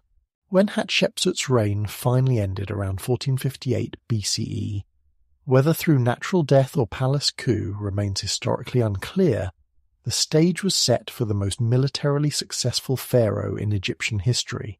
Thutmose III, who modern historians have dubbed Egypt's Napoleon, launched 17 separate military campaigns during his 54-year reign, systematically conquering territories that stretched from Nubian goldfields to Lebanese cedar forests. His military genius lay not simply in tactical brilliance, but in strategic vision, understanding that lasting imperial control required not just initial conquest, but sustained administrative and military presence throughout the conquered territories. The Battle of Megiddo, fought around 1457 BCE, was the first military engagement in human history to be recorded in sufficient detail for modern historians to analyze the tactics employed. Contemporary accounts describe how Thutmose III led a coalition of Canaanite kings in a carefully planned campaign that combined innovative military technology with psychological warfare designed to demonstrate Egyptian invincibility to potential enemies throughout the region. The pharaoh's personal leadership in this battle reveals the transformed nature of New Kingdom kingship.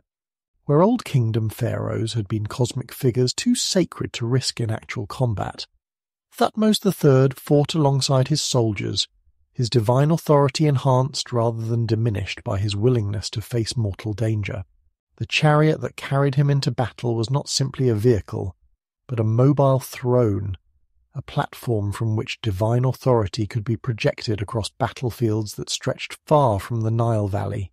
Amenhotep II, who inherited his father's empire around 1427 BCE, maintained Egyptian dominion through what contemporary sources describe as extraordinary personal prowess. Royal inscriptions boast of his athletic achievements, shooting arrows through copper targets that no other man could penetrate, rowing faster than any of his courtiers, defeating all challengers in wrestling matches that became legendary throughout the ancient Near East. But these were not merely personal accomplishments. They were carefully crafted demonstrations of the divine strength that flowed through pharaonic bloodlines, visible proofs that the gods had chosen the royal family to rule over mortals who could never match their supernatural abilities. Foreign ambassadors who witnessed these displays carried reports back to their own rulers, spreading Egyptian prestige through stories that grew more miraculous with each retelling. The empire that these warrior pharaohs created was unlike anything the ancient world had previously seen. Egyptian governors ruled from palaces in conquered cities throughout the Levant. Tribute flowed toward Thebes from territories that stretched across 3 continents. Diplomatic marriages connected the pharaoh's family to royal houses from Mesopotamia to Anatolia, creating an international network of relationships that made Egypt the dominant power in the ancient world. Yet this very success contained within it the seeds of transformation that would forever change the nature of pharaonic kingship. The wealth and international connections that military conquest had created would soon produce a pharaoh whose revolutionary vision would threaten to destroy everything that his warrior ancestors had built. That revolutionary pharaoh emerged from the very heart of Egyptian imperial success, born into a royal house drunk on conquest, and drowning in the tribute that flowed from subjected lands across 3 continents. Amenhotep IV came to the throne around 1353 BCE as heir to the greatest empire the world had yet seen, master of territories that stretched from Nubian goldfields to Lebanese cedar forests, ruler of a kingdom so wealthy that foreign princes begged to marry Egyptian princesses and send their own daughters to serve in pharaonic harems. Picture the young prince growing up in this cosmopolitan world where Egyptian palaces echoed with foreign languages, where Mitannian princesses walked alongside Nubian gold-bearers in royal processions, where the traditional isolationism of earlier ages had given way to international sophistication that would have bewildered the pyramid builders. This was an Egypt that had conquered the world, and in doing so had been subtly conquered by it, absorbing ideas and influences that would ultimately transform the very nature of pharaonic kingship itself. For the first 5 years of his reign, the young pharaoh followed the established patterns of divine rule, worshipping the traditional gods while maintaining the imperial system that his warrior ancestors had built. The early monuments from his reign show conventional religious scenes, executed in the artistic style that had evolved over 15 centuries, with one telling exception, an unusual prominence given to Ra-Harakte, the falcon-headed sun god, who appears with a strange new epithet describing him as the light which is in the sun's disk. But something was stirring in the royal mind, a vision so radical that it would shatter 3 millennia of tradition and threaten to destroy the very foundations upon which pharaonic authority rested. In his 5th regnal year, around 1348 BCE, the pharaoh made a decision that shocked the ancient world. He abandoned his birth name Amenhotep, which meant Amun is satisfied, and took the revolutionary name Akhenaten, effective for the Aten. This was not merely a personal transformation, but a cosmic declaration of war against the established order. The Aten, the physical disk of the sun, was elevated from obscure solar deity to supreme god of the universe, while Amun-Ra, who had served as Egypt's state deity for centuries, was cast down from divine supremacy. The psychological impact of this transformation rippled through Egyptian society like an earthquake, for it challenged not just religious practice, but the entire worldview that had sustained Egyptian civilization since Narmer first wore the double crown. The king's revolutionary vision demanded revolutionary expression, and the artistic transformation that accompanied his religious reforms was equally breathtaking in its audacity. Gone were the idealized, eternal figures that had characterized Egyptian art for millennia, replaced by startlingly realistic portrayals that emphasized individual humanity over divine perfection. The royal family appeared in temple reliefs with elongated skulls, fleshy lips, prominent bellies, and androgynous features that sometimes made it difficult to distinguish between Akhenaten and his queen. Nefertiti, whose name meant the beautiful one has come, stood beside her husband as co-revolutionary, her famous portrait bust revealing the extraordinary beauty that captivated not only her pharaoh, but artists whose realistic style captured her individual features rather than conforming to conventional royal iconography. She appears in temple scenes performing rituals that had traditionally been reserved for pharaohs alone, wielding divine authority with an unprecedented prominence that suggested she might have served as co-ruler rather than simply consort. The new capital that Akhenaten commanded to be built in Middle Egypt represented the physical manifestation of his revolutionary vision. Akhetaten, horizon of the Aten, rose from virgin desert on the east bank of the Nile, a city conceived and constructed entirely according to the principles of the new faith. Unlike traditional Egyptian cities that had grown organically over centuries, this was planned metropolis built with remarkable speed using standardized building blocks called talatat that could be handled by relatively unskilled laborers. The temples of Akhetaten broke every convention of Egyptian religious architecture, where traditional temples had been dark, mysterious spaces that concealed divine images in inner sanctuaries accessible only to priests. The Aten temples were vast open courtyards that welcomed sunlight and celebrated the god's visible presence in the solar disk that blazed overhead.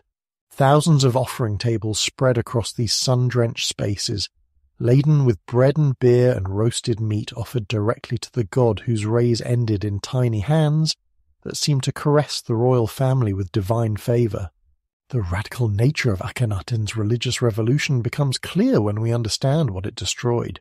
Agents dispatched throughout Egypt hacked the names and images of traditional gods from temple walls and monuments, paying particular attention to Amun, whose very existence had become incompatible with Aten's claim to exclusive divinity. This was religious persecution on a scale unprecedented in Egyptian history, a violent suppression of beliefs and practices that had sustained Egyptian civilization for over 2 millennia. The human cost of this ideological transformation was enormous.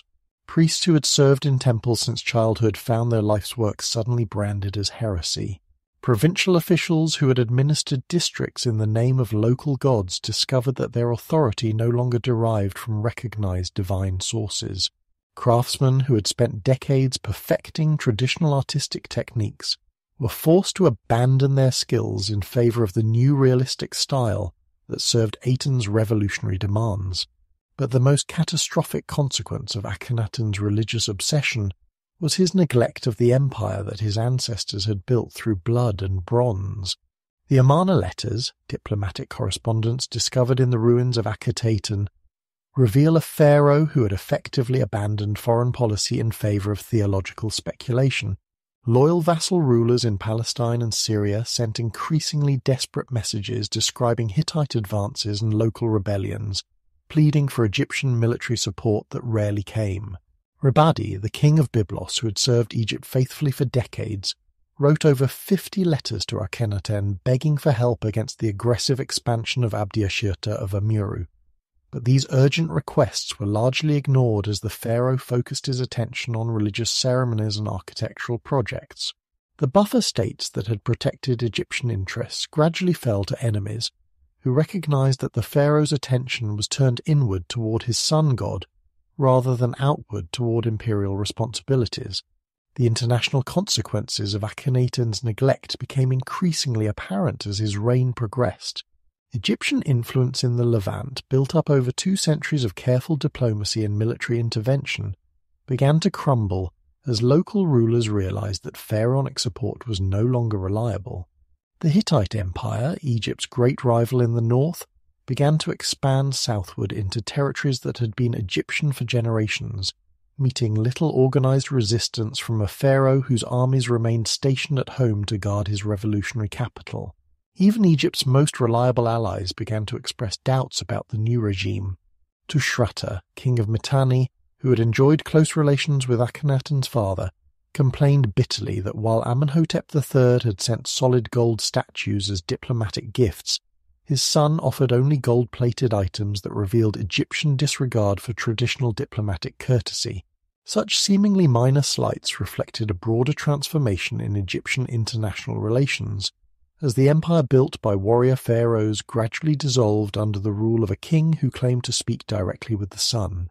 The artistic revolution that accompanied Akhenaten's religious transformation produced works of unprecedented beauty and psychological sophistication, but it also reflected the isolation and otherworldliness that characterized his reign. Relief sculptures from Amarna show the royal family in intimate domestic scenes, unknown in earlier Egyptian art. Akhenaten and Nefertiti playing with their daughters, kissing each other with tender affection, relaxing in palace gardens while the Aten's rays blessed their private moments with divine approval. Yet these charming scenes of royal domesticity were created while the empire built by Thutmose III and his successors slowly disintegrated from imperial neglect. The contrast between artistic achievement and political failure epitomized the fundamental contradiction of Akhenaten's reign. Unprecedented cultural innovation combined with catastrophic administrative incompetence. The fate of Nefertiti remains one of history's great mysteries, though evidence suggests that she may have fallen from royal favour as the practical consequences of Atenism became increasingly apparent. Some scholars suggest that she briefly ruled as pharaoh under the name Neferneferuaten after Akhenaten's death, attempting to stabilize a kingdom that had been shaken to its foundations by her husband's revolutionary vision. When Akhenaten died around 1336 BCE, after 17 years of rule that had transformed and traumatized Egyptian civilization, he left behind a kingdom in crisis. The empire was in retreat. Traditional religious institutions lay in ruins, and the very concept of pharaonic authority had been compromised by his claim to serve as exclusive intermediary between humanity and the divine. His revolutionary vision, which had promised to bring Egypt closer to cosmic truth, had instead brought it to the brink of collapse. The immediate aftermath of his death revealed how completely his religious revolution had failed to capture the hearts of his subjects. The beautiful city of Akhetaten began to empty almost immediately as courtiers and officials fled back to traditional centers of power. The Aten temples, so recently blazing with offerings to the sun disk, fell silent as priests and worshippers abandoned the new faith for older, more familiar forms of divine service. Yet Akhenaten's revolution, though it ultimately failed, had forever changed Egyptian consciousness. For the first time in their history, Egyptians had witnessed the complete overthrow of traditional religious practice, seen gods who had seemed eternal cast down by royal decree, experienced the vulnerability of institutions that had appeared unshakable. The trauma of the Amarna period would echo through Egyptian culture for generations, a reminder that even the most fundamental aspects of civilization could be transformed by the will of a single revolutionary mind. The legacy of the heretic king would prove more complex than either his supporters or his enemies could have imagined.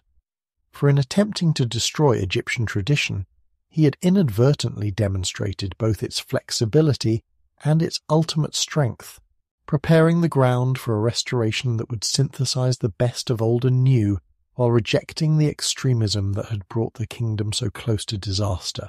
From the ashes of Akhenaten's failed revolution emerged a child whose very name would become synonymous with ancient Egypt's eternal mysteries.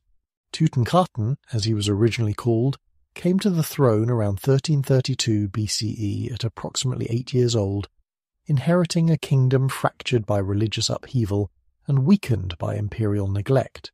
The boy, who would become known to history as Tutankhamen, faced challenges that would have tested the greatest pharaohs of the new kingdom. Yet he was barely old enough to understand the cosmic responsibilities that the double crown placed upon his small shoulders. Picture this child pharaoh in the abandoned halls of Akhetaten, surrounded by advisors and priests who whispered urgently about the disasters that Atenism had brought upon Egypt. The beautiful city that his predecessor had built for the sun, God stood increasingly empty as courtiers and administrators fled to more traditional centers of power. The boy's own name proclaimed his connection to the discredited Aten, a constant reminder of the religious experiment that had brought the kingdom to the brink of collapse. The first years of Tutankhamun's reign were dominated by older, more experienced figures who understood that Egypt's survival required a systematic abandonment of Akhenaten's revolutionary policies. Chief among these was Ai, an elderly courtier who had served in the royal administration for decades, and Horemheb, a military commander who had watched helplessly as Egyptian influence abroad crumbled under his predecessor's neglect. These men guided the boy king through the delicate process of restoring traditional religion, while avoiding the appearance of complete capitulation to the forces that Akhenaten had sought to overthrow. The symbolic weight of the restoration became apparent when the young pharaoh changed his name from Tutankhaten, living image of the Aten, to Tutankhamun, living image of Amun, around his second regnal year. This was not merely a personal decision, but a public declaration that the brief age of solar monotheism had ended, and that Egypt was returning to the religious traditions that had sustained it for 3 millennia. His queen, originally named Ankhesenpaten, similarly became Ankhesenamun, her new name proclaiming renewed allegiance to the god whose temples Akhenaten had closed, and whose images his agents had defaced. The restoration stela, erected in Tutankhamun's name at Karnak Temple, provides a poignant official account of the damage that Atenism had inflicted upon Egyptian civilization. The inscription describes a kingdom where the temples of the gods and goddesses from Elephantine to the marshes of the Delta had fallen into neglect, their shrines had fallen into desolation and become overgrown with weeds, their sanctuaries were as if they had never been, their halls were a footpath. This was the Egypt that the boy king inherited, a land where traditional worship had been suppressed, where priests had fled their abandoned temples, where the cosmic order that Egyptians called Ma'at had been shattered by revolutionary excess. The restoration that Tutankhamun's name authorized was both systematic and expensive. Traditional temples were reopened and refurbished using gold from Nubian mines and tribute from remaining vassal states. New priestly hierarchies were established to replace those that had been disbanded during the Amarna period. Artists and craftsmen were commissioned to repair the damaged monuments from which Akhenaten's agents had hacked the names and images of traditional gods. The familiar artistic style that had evolved over centuries gradually replaced the realistic innovations of the Amarna period, though traces of that artistic revolution would continue to influence Egyptian art for generations. But the young pharaoh's reign was destined to be brief, though historians still debate whether his death around 1323 BCE resulted from accident, illness, or more sinister causes. Medical examination of his mummy has revealed evidence of a broken leg that may have become infected, though some scholars have suggested that a depression in his skull might indicate violent death. The mystery deepened when CT scans showed that his heart was missing from his mummified body, an unusual detail in a civilization that believed the heart would be weighed against the feather of truth in the afterlife. Whatever the cause of Tutankhamun's death, it marked the end of a royal bloodline that had ruled Egypt for nearly 2 centuries. With no heir to inherit the throne, the succession passed first to Ai, who may have married the young pharaoh's widow to legitimize his claim, and then to Horemheb, the military commander who would systematically erase the memory of the Amarna period and establish the foundations for Egypt's final age of imperial greatness. The true resurrection of Tutankhamun's fame began not in ancient Egypt, but in the 20th century, when Howard Carter's archaeological team discovered his virtually intact tomb in the Valley of the Kings on November 4, 1922. The young pharaoh, who had been largely forgotten by his own people, became the most famous name in Egyptology when Carter peered through a small hole into the tomb's antechamber and whispered his immortal words, "I see wonderful things." The treasures that emerged from Tutankhamun's tomb over the following decade provided an unprecedented glimpse into the wealth and sophistication of New Kingdom royal burial practices. The pharaoh's golden funeral mask, weighing over 20 pounds and crafted from solid gold inlaid with lapis lazuli and other precious stones, became one of the world's most recognizable artifacts. Its serene, idealized features embodied the eternal youth and divine perfection that Egyptian artists had sought to achieve for millennia, a stark contrast to the realistic portraiture that had characterized the Amarna period. The tomb contained over 5,000 individual objects, each one carefully selected to serve the pharaoh's needs in the afterlife. Golden chariots stood ready to carry the divine king across celestial battlefields. Elaborately decorated shrines nested one within another like cosmic Russian dolls, protecting the pharaoh's mummy through layers of divine protection. Ceremonial weapons, jewelry, furniture, and even board games filled every available space, creating a complete replica of royal life that would continue throughout eternity. Among the most moving discoveries were the more personal items that revealed the young pharaoh's humanity beneath his divine status. A simple wooden headrest, worn smooth by use during his brief life. Locks of hair from female relatives, carefully preserved to maintain family connections in the afterlife. Childlike artifacts that reminded visitors that this god-king had died before reaching full adulthood, his earthly reign cut short by forces beyond his control. The public fascination with Tutankhamun's tomb reflected something deeper than mere curiosity about ancient treasure. In an age when the modern world was struggling to understand its relationship with tradition and change, the young pharaoh represented both the continuity of ancient wisdom and the vulnerability of even the most sacred institutions. His story embodied the eternal human themes of power and innocence, tradition and revolution, mortality and the desperate human desire for immortality. The so-called curse of the pharaohs that supposedly afflicted those involved in the tomb's discovery added an element of supernatural mystery to an already compelling story.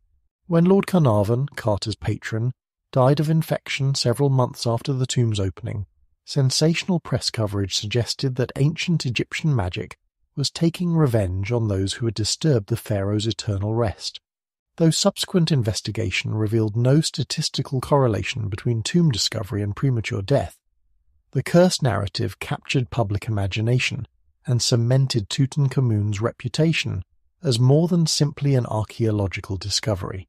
In death, the forgotten boy king achieved a fame that had eluded him in life, becoming the public face of ancient Egypt and inspiring countless books, films and exhibitions that brought Egyptian civilization to audiences around the world.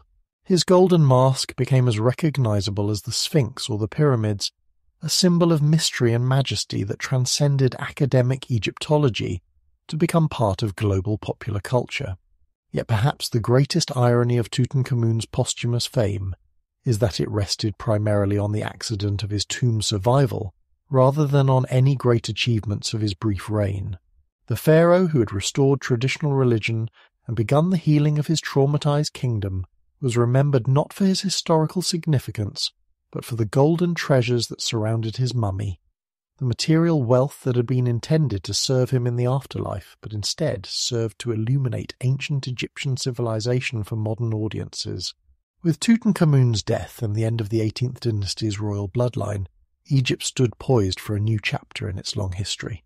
The religious trauma of the Amarna period had been healed, traditional institutions had been restored, and the kingdom was ready for new leadership that would synthesize the lessons learned from both Akhenaten's failures and the successful restoration that followed. The stage was set for pharaohs who would combine imperial ambition with religious orthodoxy, creating monuments and achieving military victories that would define ancient Egypt's final age of greatness. That new leadership emerged in the person of a pharaoh whose very name would become synonymous with Egyptian imperial might and architectural grandeur. Rameses II, who would rule for 67 years from 1279 to 1213 BCE, came to the throne with ambitions that dwarfed even the great warrior kings of the early 18th dynasty. Where his predecessors had built an empire through military conquest, Rameses would sustain and celebrate it through monuments so colossal that they still take the breath away 4 millennia after their construction. The young pharaoh inherited a kingdom that had been stabilized by the 19th dynasty's founder, Rameses the Vast, and strengthened by the military campaigns of Seti III, but it was Rameses II who would transform Egypt into history's greatest propaganda state, a civilization where every temple wall proclaimed pharaonic achievements, and every colossal statue announced divine kingship to subjects and foreigners alike. This was not mere royal vanity, but calculated political theatre designed to project Egyptian power across an ancient world where perception often mattered more than reality. Abu Simbel, the temple complex that Rameses ordered carved from living rock in Nubia around 1264 BCE, stands as the ultimate expression of this propagandistic vision. 4 colossal statues of the pharaoh, each 65 feet tall, guard the temple entrance like divine sentinels, their serene faces gazing eastward across the Nile toward the rising sun that renewed their power each dawn. The smaller temple beside it, dedicated to his beloved queen Nefertari and the goddess Hathor, demonstrates that even royal affection could be expressed through architectural monumentality that proclaimed divine favour to gods and mortals alike. The interior walls of Abu Simbel tell the story of Ramesses' greatest military achievement, the Battle of Kadesh, fought around 1274 BCE against the Hittite Empire in what is now Syria. This engagement, the largest chariot battle in ancient history, saw thousands of bronze-armoured warriors clash in clouds of dust and blood, while their divine kings fought for supremacy over the ancient Near East's most strategically important territories. The reliefs that commemorate this battle show Ramesses single-handedly routing entire enemy armies, his divine strength flowing through bronze weapons that scattered Hittite forces like leaves before a storm. The historical reality of Kadesh was more complex than temple propaganda suggested. Contemporary Hittite records and careful analysis of Egyptian accounts reveal a battle that ended in tactical stalemate, with both empires too exhausted to continue fighting and too proud to admit defeat. But Ramesses' genius lay not in military victory but in diplomatic innovation. The peace treaty he negotiated with Hattusili III, the Hittite king, was the first documented international agreement in human history, establishing principles of mutual defense and prisoner exchange that would influence diplomacy for centuries to come. The silver tablets on which this treaty was inscribed, copies of which survive in both Egyptian and Hittite archives, reveal a pharaoh who understood that lasting imperial success required not constant warfare but sustainable relationships with neighbouring powers. The marriage alliance that sealed this agreement, Ramesses taking a Hittite princess as one of his wives, demonstrated how personal diplomacy could serve state interests, binding former enemies together through family connections that made future conflicts less likely. But diplomacy was only one aspect of Ramesses' imperial strategy. Throughout his long reign, he pursued building projects on a scale unprecedented in Egyptian history, creating monuments that proclaimed pharaonic power while providing employment for thousands of workers and demonstrating Egypt's continued prosperity to potential enemies and allies alike. The new capital he established at Pi-Ramesses in the eastern delta became one of the largest cities in the ancient world, its temples and palaces decorated with precious stones and metals that reflected the wealth flowing into Egypt from tributary territories and diplomatic exchanges. The royal family that Ramesses created was as impressive as his architectural achievements. Contemporary records suggest that he fathered over 100 children with dozens of wives and concubines, ensuring that royal bloodlines would continue for generations, while creating a vast network of princes and princesses whose marriages could serve diplomatic purposes throughout the ancient Near East. His beloved queen Nefertari, whose tomb in the Valley of the Queens contains some of the most beautiful wall paintings in Egyptian art, stood beside him as the primary symbol of royal feminine power, her own monuments celebrating the complementary roles that divine kingship required from both pharaoh and queen. The question of whether Ramesses II was the pharaoh of the biblical Exodus has intrigued scholars and the public for generations, though definitive historical evidence remains elusive. The timing of his reign coincides with traditional dates for Hebrew departure from Egypt, and the city of Pi-Ramesses has been identified with the biblical Ramses, where Hebrew slaves supposedly laboured on royal building projects. Yet Egyptian records contain no mention of the catastrophic plagues or mass departure described in biblical accounts, leaving this connection tantalizing but unproven. What historical records do reveal is a pharaoh whose propaganda machine was so effective that his reputation for greatness survived the actual decline of Egyptian power that characterized his later years. As Ramesses aged, the empire gradually contracted under pressure from new enemies and internal administrative challenges, but temple inscriptions continued to proclaim divine victories and cosmic authority with undiminished enthusiasm. This was propaganda as state policy. the systematic use of monumental art and architectural display to maintain the illusion of strength even as reality became more challenging. The mummy of Ramesses II, discovered in the royal cache at Deir el-Bahri and now preserved in Cairo's Egyptian Museum, reveals a pharaoh who lived to approximately 90 years of age, an extraordinary lifespan in an era when most people died before 40. His preserved features show a man with reddish hair, prominent nose and strong jaw, bearing the physical evidence of arthritis and dental problems that must have caused considerable pain during his final decades. Yet he continued to rule actively until his death, maintaining the fiction of divine vigour even as his mortal body succumbed to the inevitable decay that claimed all pharaohs, regardless of their pretensions to godhood. The succession crisis that followed Ramesses' death revealed how completely his long reign had dominated Egyptian political consciousness.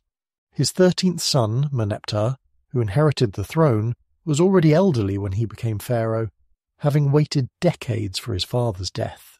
The administrative systems that had sustained the empire were showing signs of strain, while new enemies, the mysterious sea peoples who were disrupting civilizations throughout the eastern Mediterranean, posed threats that traditional Egyptian military responses proved inadequate to address. Yet the monuments that Ramesses II had created continued to proclaim Egyptian greatness, long after the empire itself had begun its final decline. Abu Simbel and the other temples he had carved from living rock would survive conquests, religious transformations and political upheavals that destroyed lesser monuments, their colossal faces gazing across the Nile with serene confidence that still impresses modern visitors. In creating these eternal advertisements for pharaonic power, Ramesses had achieved a form of immortality that his mummified body, however well preserved, could never provide. The reign of Ramesses the Great marked the end of Egypt's true imperial age, the final period when pharaohs could realistically claim to rule territories that stretched from Nubian cataracts to Syrian mountains. His successors would inherit increasingly difficult challenges as the Bronze Age civilizations that had dominated the ancient Near East for over a millennium began their final collapse under pressures that even the most competent pharaohs proved unable to resist. But in the realm of cultural memory and architectural achievement, Ramesses II had secured a victory more lasting than any military conquest. His monuments would inspire wonder and reverence throughout the remaining centuries of pharaonic civilization, serving as eternal reminders of the age when Egyptian pharaohs had bestridden the ancient world like gods made manifest in mortal flesh, their divine authority carved in stone that time itself seemed powerless to erode. Even gods must die, and with Ramesses the Great's passing, the golden age of Egyptian empire began its slow fade into memory. The pharaohs who inherited his colossal monuments and imperial pretensions found themselves ruling over a kingdom that was already showing signs of the structural weaknesses that would eventually fragment Egypt once again into competing realms, each claiming divine legitimacy while controlling ever-diminishing territories. The cracks in centralized authority had been widening throughout Ramesses II's final decades, though the aging pharaoh's propaganda machine had successfully concealed the growing challenges from public view. Provincial governors, appointed as royal representatives, began to think of their positions as hereditary rights rather than temporary assignments. Temple hierarchies, enriched by centuries of royal donations, accumulated wealth and influence that gradually rivaled pharaonic authority itself.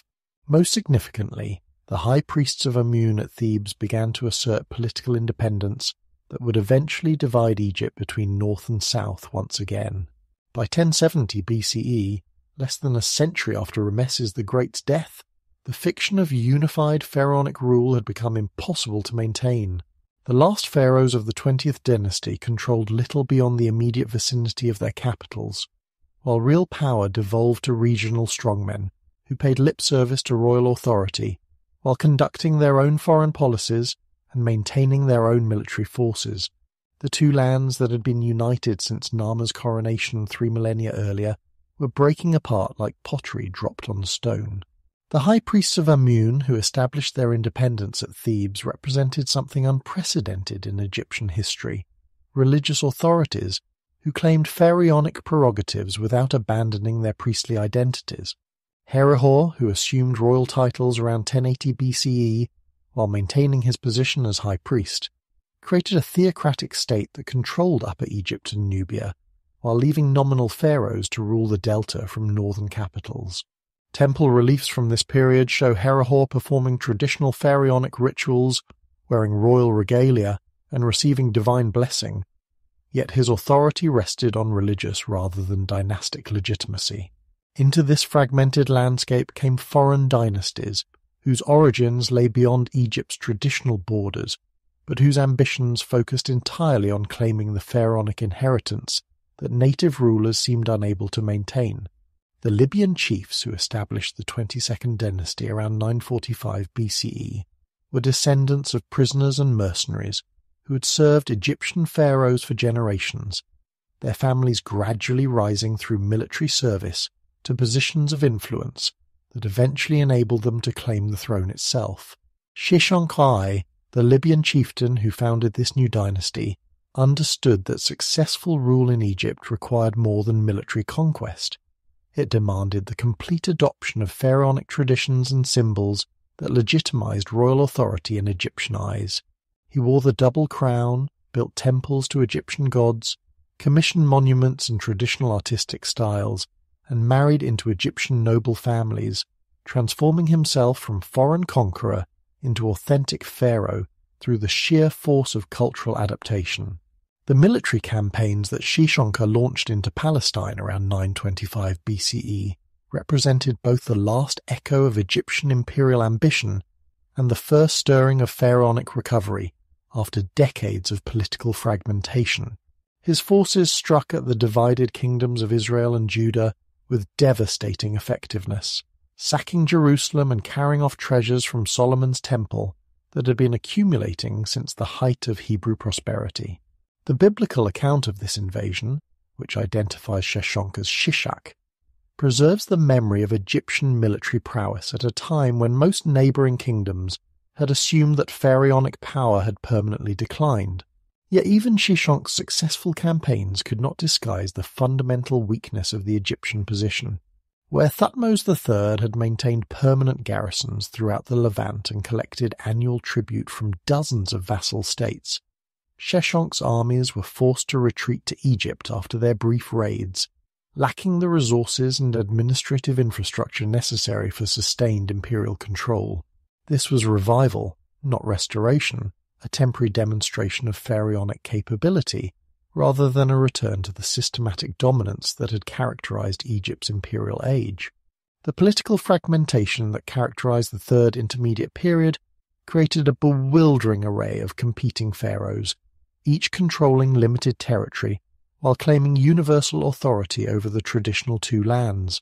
Archaeological evidence reveals simultaneous dynasties ruling from Tanis, Thebes, Heracleopolis, and other regional centres, their monuments proclaiming divine kingship while their actual authority barely extended beyond their own provinces. Contemporary documents show different dating systems being used in different parts of Egypt, reflecting the breakdown of the centralized administration that had coordinated royal activities for over 2 millennia. The Libyan pharaohs who ruled during this period faced the perpetual challenge of maintaining Egyptian identity while acknowledging their foreign origins. Their names, Osorkon, Takalot, Sheshonk, preserved their ancestral heritage, yet their royal titulary followed traditional Egyptian patterns and their monuments employed conventional pharaonic iconography. This cultural synthesis created a uniquely hybrid civilization that was recognizably Egyptian, yet subtly different from the products of native dynasties, reflecting the complex process by which foreign rulers could be absorbed into Egyptian political tradition. Provincial rulers throughout Egypt took advantage of weakened central authority to assert ever greater independence, transforming their administrative districts into hereditary kingdoms that paid only nominal allegiance to distant pharaohs. The nomarchs who had served as royal representatives became local dynasts, their tombs decorated with royal prerogatives and their administrative records reflecting autonomous decision-making that would have been unthinkable during periods of strong pharaonic control. Egypt was becoming a collection of competing principalities united only by shared cultural traditions and religious practices. Yet remarkably, this political chaos did not result in cultural collapse. Egyptian religion, art, and literary traditions survived the fragmentation of political authority, preserved in temples and workshops that continued to function regardless of which pharaoh claimed sovereignty over their particular region. The gods remained Egyptian even when their worshippers were ruled by Libyan dynasts. Artistic styles evolved according to internal logic rather than political direction. Scribal schools maintained educational traditions that connected contemporary students with wisdom literature composed under the pyramid builders. The persistence of Egyptian civilization during the Third Intermediate Period reveals the deep roots that pharaonic culture had developed over 3 millennia of continuous development. Political authority might fragment, military power might decline, and foreign dynasties might assume royal titles. Yet the essential character of Egyptian civilization proved remarkably resilient.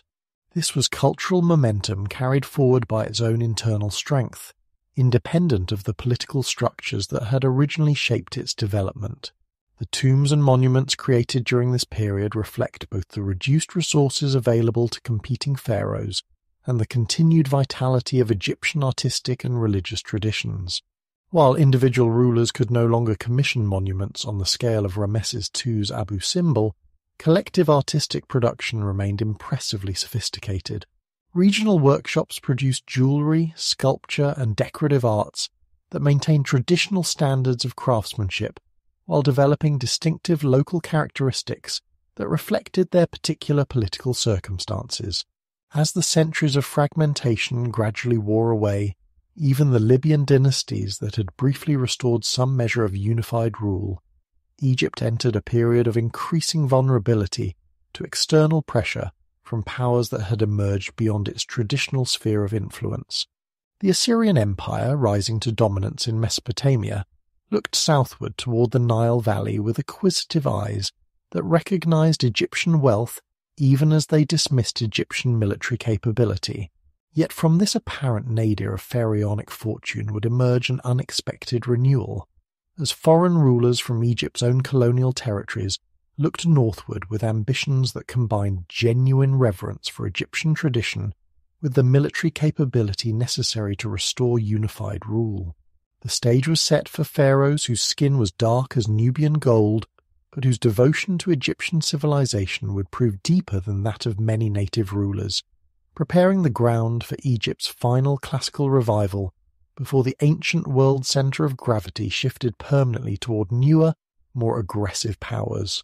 From the sun-baked territories beyond the cataracts, where pharaonic authority had once extracted gold and exotic animals for northern temples, a new dynasty emerged with claims to pharaonic legitimacy that combined military prowess with genuine reverence for Egyptian religious tradition.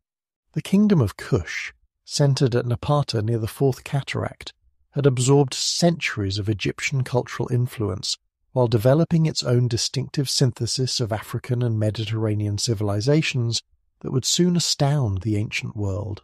The Nubian rulers, who looked northward toward the fractured kingdoms of Egypt during the 8th century BCE, were not barbarian conquerors seeking to plunder Egyptian wealth, but devout believers in Egyptian religion who viewed themselves as the true heirs of pharaonic tradition. While Libyan dynasties had adopted Egyptian customs for political convenience, the Kushite kings embraced Egyptian civilization with the fervor of converts, seeing themselves as divinely appointed to restore the religious purity and political unity that native Egyptian rulers had allowed to deteriorate through weakness and neglect. Piye, whose name meant the Living One, emerged from this southern kingdom around 747 BCE with a vision that combined military conquest with religious restoration. Contemporary inscriptions reveal a ruler who understood his northward campaigns not as foreign invasion, but as sacred mission, a divine calling to reunify the two lands under pharaonic authority that had been weakened by decades of political fragmentation and religious laxity. His great victory stela, erected at the Temple of Amun at Napata, describes conquest guided by divine will rather than mere political ambition. The systematic nature of Piye's conquest of Egypt reveals military planning that had absorbed the lessons of previous Nubian interactions with Egyptian power. Rather than attempting a direct assault on the most heavily defended northern territories, his armies moved methodically up the Nile, securing each strategic position before advancing to the next objective. Memphis fell after a carefully orchestrated siege that demonstrated sophisticated understanding of Egyptian fortification techniques. Delta cities surrendered after brief resistance, their rulers recognizing that continued opposition to Nubian military superiority would only result in unnecessary destruction. The reliefs that commemorate Piye's victories show a pharaoh who combined African features with traditional Egyptian royal iconography, creating a new synthesis of pharaonic imagery that reflected the international character of his kingdom while maintaining connection to millennia of royal tradition. These were not crude adaptations of Egyptian artistic conventions, but sophisticated artistic statements that demonstrated how pharaonic authority could transcend ethnic boundaries while preserving essential cultural continuity. Piye's approach to defeated Egyptian rulers reveals the complex nature of Nubian conquest, which sought political submission rather than cultural destruction. Local princes who accepted Kushite suzerainty were allowed to maintain their positions and preserve their regional autonomy, provided they acknowledged Nubian pharaonic authority and contributed to the religious restoration that Piye viewed as his primary responsibility. This was empire building that prioritized ideological unity over administrative uniformity, creating a loose confederation of Egyptian territories united by shared religious commitment rather than centralized bureaucratic control. The religious devotion that motivated Nubian conquest of Egypt found its perfect expression in the architectural and artistic revival that characterized the 25th dynasty. Taharqa, who ruled from 690 to 664 BCE as the most powerful of the Nubian pharaohs, initiated building projects throughout Egypt and Nubia that demonstrated both the wealth flowing into Kushite treasuries and the cultural sophistication that foreign rule could achieve when guided by genuine reverence for Egyptian tradition. The temple complex that Taharqa built at Kawa in Nubia rivaled the great monuments of Egypt's imperial age, its massive stone columns and elaborate relief carvings proving that provincial territories could produce architectural achievements worthy of comparison with Thebes and Memphis. More remarkably, Taharqa resumed pyramid building after a hiatus of over 8 centuries, creating royal tombs at Nuri and El Kuru that followed Old Kingdom architectural principles while incorporating distinctively Nubian decorative elements. This classical revival extended beyond architecture to embrace literature, art, and religious practice, with an enthusiasm that native Egyptian dynasties had not displayed for generations. Scribes working under Nubian patronage copied ancient texts and created new compositions that demonstrated mastery of classical Egyptian literary forms. Artists developed new styles that combined traditional Egyptian motifs with African influences, producing works of exceptional beauty that enriched pharaonic artistic tradition rather than simply imitating earlier achievements. The international prestige that Egypt recovered under Nubian rule attracted diplomatic attention from powers throughout the ancient Near East, who had grown accustomed to treating Egypt as a declining civilization of primarily historical interest. Assyrian records from this period reveal grudging respect for Taharqa's military capabilities and concern about Egyptian interference in Mesopotamian affairs that had been absent from diplomatic correspondence for centuries. Yet the very success of the Nubian Renaissance attracted the aggressive attention of the Assyrian Empire, whose expansion into the Levant brought it into direct conflict with Egyptian interests for the first time since the great power struggles of the Late Bronze Age. Esarhaddon and Ashurbanipal, the Assyrian kings who ruled during Taharqa's reign, viewed Egypt not as the weakened, fragmented kingdom that their predecessors had dismissed, but as a renewed threat to Assyrian dominance over the ancient Near East's most strategically important territories. The wars between Assyria and Nubian Egypt that dominated the middle decades of the 7th century BCE represented the last great power struggle of the ancient Near East before Persian expansion transformed the entire international system. Taharka's armies fought with the skill and determination of soldiers defending a religious mission, as well as political territory, while Assyrian forces brought military technologies and organizational methods that had conquered every other major power in their path. The cultural flowering that accompanied this military struggle reveals the creative energy that political revival had released throughout Egyptian society.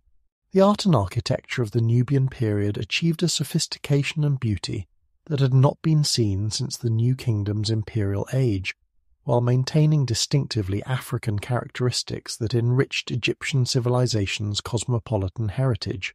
Literature, religious thought, and scientific knowledge all experienced renaissance under rulers whose foreign origins paradoxically enabled them to appreciate Egyptian achievements with fresh enthusiasm. Archaeological evidence from sites throughout Egypt and Nubia reveals the material prosperity that accompanied political unification under Nubian rule. Trade networks reopened, connecting the Nile Valley with African territories to the south and Mediterranean markets to the north. Craft production flourished as royal workshops created luxury goods that combined traditional Egyptian techniques with new influences from Nubian artistic tradition.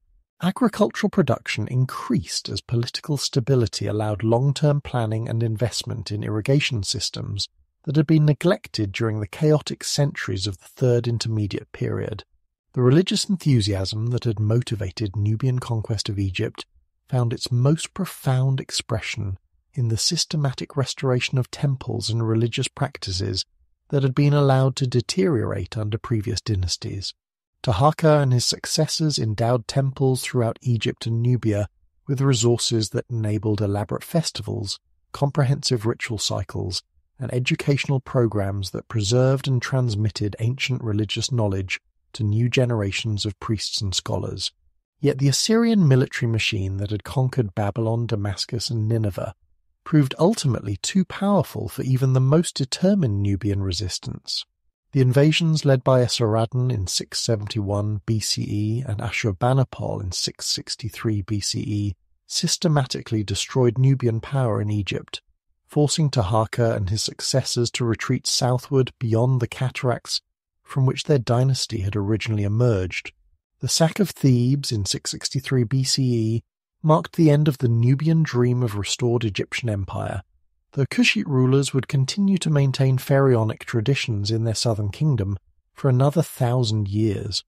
The withdrawal of the Black Pharaohs left Egypt once again vulnerable to foreign conquest, but their brief renaissance had demonstrated the continuing vitality of Egyptian civilization and its capacity to inspire devotion and creative achievement even among rulers whose origins lay far from the traditional heartland of the two lands.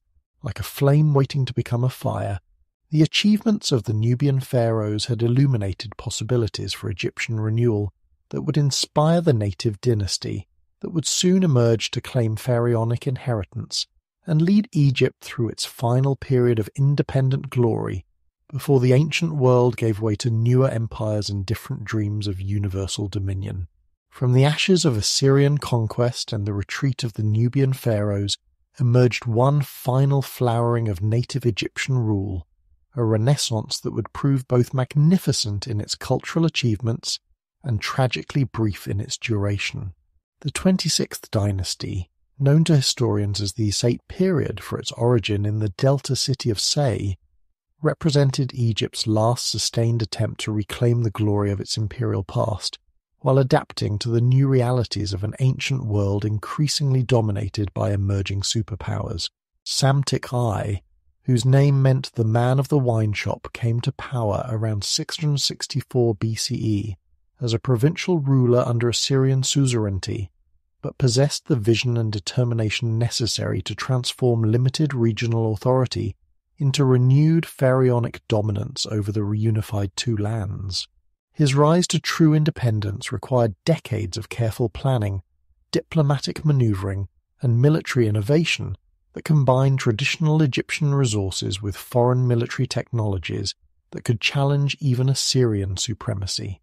The key to Psamtik's success lay in his revolutionary decision to employ Greek mercenaries, Professional soldiers whose bronze armor and iron weapons provided Egyptian armies with technological advantages that native forces had lacked for centuries. These foreign warriors, recruited from cities throughout the Greek world, brought not only military expertise but international connections that would transform Egypt from isolated victim of foreign conquest into cosmopolitan participant in Mediterranean trade networks that spanned from Spain to the Black Sea. The reunification campaign that Psamtik launched from his northern stronghold required careful coordination of military force with diplomatic persuasion, as regional rulers throughout Egypt had to be convinced that acknowledging site authority served their long-term interests better than maintaining independence or seeking alternative foreign patrons. The process took over a decade to complete, but by 656 BCE, Psamtik could legitimately claim to rule unified Egypt for the first time since the collapse of Nubian power. The cultural restoration that accompanied this political reunification revealed the extraordinary continuity of Egyptian civilization, despite centuries of fragmentation and foreign rule. Psamtik and his successors initiated what historians call the Archaic Revival, a systematic effort to recreate the artistic styles, architectural forms, and literary traditions of Egypt's classical periods, particularly the Old Kingdom Pyramid Age that represented pharaonic civilization at its most distinctive and confident. This was not simple imitation, but creative recreation, as site artists studied monuments that were already over 2,000 years old and developed techniques for reproducing their essential characteristics, while incorporating subtle innovations that reflected contemporary sensibilities. The results were works of extraordinary beauty and technical sophistication that demonstrated how cultural memory could be preserved and renewed, even after apparent interruption by foreign conquest and political chaos. The economic prosperity that sustained the Sate Renaissance reflected Egypt's integration into international trade networks that connected the Nile Valley with markets throughout the known world. Greek traders established permanent communities in cities like Naucratis, creating cultural exchanges that enriched both Egyptian and Mediterranean civilizations. Persian merchants brought luxury goods from Central Asia. African traders carried gold, ivory, and exotic animals northward, along routes that had connected Egypt with sub-Saharan regions since pharaonic civilization began. Necho Turku, who ruled from 610 to 595 BCE, embodied the ambitious internationalism that characterized Sate Egypt at its height. His attempt to construct a canal connecting the Nile with the Red Sea represented the kind of massive engineering project that recalled the greatest achievements of the pyramid builders, while his sponsorship of Phoenician expeditions that may have circumnavigated Africa demonstrated the global vision that informed Site foreign policy. Contemporary Greek sources describe Necho's canal project as one of the wonders of the ancient world, though the king abandoned construction after losing over 120,000 workers to the enormous challenges of cutting through desert terrain and maintaining water levels that would permit navigation between river systems. The scale of this undertaking reveals both the wealth and the engineering capability that the Site dynasty had accumulated, as well as the continuing pharaonic ambition to reshape the natural world according to royal will. The military campaigns that Necho launched into Palestine and Syria represented Egypt's last serious attempt to re-establish imperial dominance over territories that had been controlled by pharaohs for centuries during the New Kingdom period. The Battle of Megiddo in 609 BCE, where Egyptian forces defeated and killed King Josiah of Judah, demonstrated that Site military power could still prevail against regional opponents, while diplomatic correspondence from this period reveals Egyptian influence extending from Nubia in the south to Anatolia in the north. Yet these apparent successes masked fundamental weaknesses in the Egyptian position that would soon become apparent when the Site pharaohs confronted the full power of the emerging Persian Empire. Apries and Amasis, the final native pharaohs to rule independent Egypt, faced the impossible challenge of maintaining Egyptian autonomy, while the greatest military power in ancient history prepared to absorb the Nile Valley into an empire that would stretch from India to the Aegean Sea. Amasis, whose long reign from 570 to 526 BCE represented the height of state prosperity and cultural achievement, understood that Egyptian survival required not military confrontation with Persia, but diplomatic accommodation that might preserve some degree of autonomy within the emerging imperial system. His marriage alliances with Greek rulers, trade agreements with Mediterranean cities, and cultural exchanges with neighbouring civilizations created an international network of relationships that made Egypt valuable to potential conquerors rather than simply vulnerable to their ambitions. The cosmopolitan character of late Site Egypt is revealed in archaeological evidence from sites throughout the kingdom, where Egyptian, Greek, Persian and African artifacts appear together in contexts that reflect the international nature of the society that the 26th dynasty had created. This was no longer the relatively isolated civilization that had characterized earlier pharaonic periods, but a culture that had learned to synthesize influences from throughout the known world while maintaining its distinctive Egyptian identity. The artistic achievements of the Site period include some of the most technically accomplished works ever produced by Egyptian craftsmen, sculptures and reliefs that combined archaic revival styles with innovations that reflected contemporary aesthetic sensibilities. The tomb reliefs of this period demonstrate mastery of techniques that had been developed over 3 millennia of continuous artistic tradition, while incorporating foreign influences that enriched rather than diluted the essential character of pharaonic art. Religious developments during the Site period reveal both conservative preservation of ancient traditions and creative adaptation to contemporary needs. The animal cults that became prominent during this era reflected popular religious enthusiasms that pharaonic authority learned to accommodate rather than suppress, while temple construction projects throughout Egypt demonstrated royal commitment to maintaining the ritual cycles that connected earthly rule with cosmic order. Yet even as Amasis and his court celebrated Egyptian Renaissance and projected confidence in the kingdom's future, Persian armies were assembling beyond Egypt's borders under the command of Cambyses II, son of Cyrus the Great, whose imperial ambitions included conquest of the ancient world's most prestigious civilization. The wealth and cultural achievements that made Site Egypt a wonder to contemporary observers also made it an irresistible target for conquest by rulers whose dreams of universal dominion required subjugation of every independent kingdom. The Persian shadow that fell across Egypt during Amasis's final years represented more than military threat. It symbolized the end of an entire age in human history, the conclusion of the ancient Near Eastern world system that had flourished for over 3 millennia. Egypt, which had been present at the beginning of recorded history and had witnessed the rise and fall of empires from Sumer to Assyria, was about to become a province in an empire whose scale and administrative sophistication would transform the entire ancient world. As Amasis aged and prepared to pass the throne to his son Psamtik III, he could look back upon achievements that had restored Egyptian prosperity and cultural vitality after centuries of fragmentation and foreign domination. Yet he could also see the Persian armies gathering like storm clouds on the horizon, preparing to end forever the independence of pharaonic civilization and begin Egypt's long incorporation into successive foreign empires that would rule the Nile Valley until the rise of modern nationalism over 2 millennia in the future. The storm clouds gathering on Egypt's eastern horizon took the form of Cambyses II, son of Cyrus the Great, whose imperial ambitions encompassed the final conquest of the ancient world's most storied civilization. In 525 BCE, Persian armies crossed the Sinai Peninsula with the methodical efficiency that had already brought Babylon, Lydia, and the Ionian Greek cities under Achaemenid rule, their bronze-tipped spears glinting like deadly stars in the desert sun as they approached the land where pharaohs had claimed divine authority for 3 millennia. The Battle of Pelusium, fought at Egypt's eastern gateway, would enter history as much for its psychological warfare as its military significance.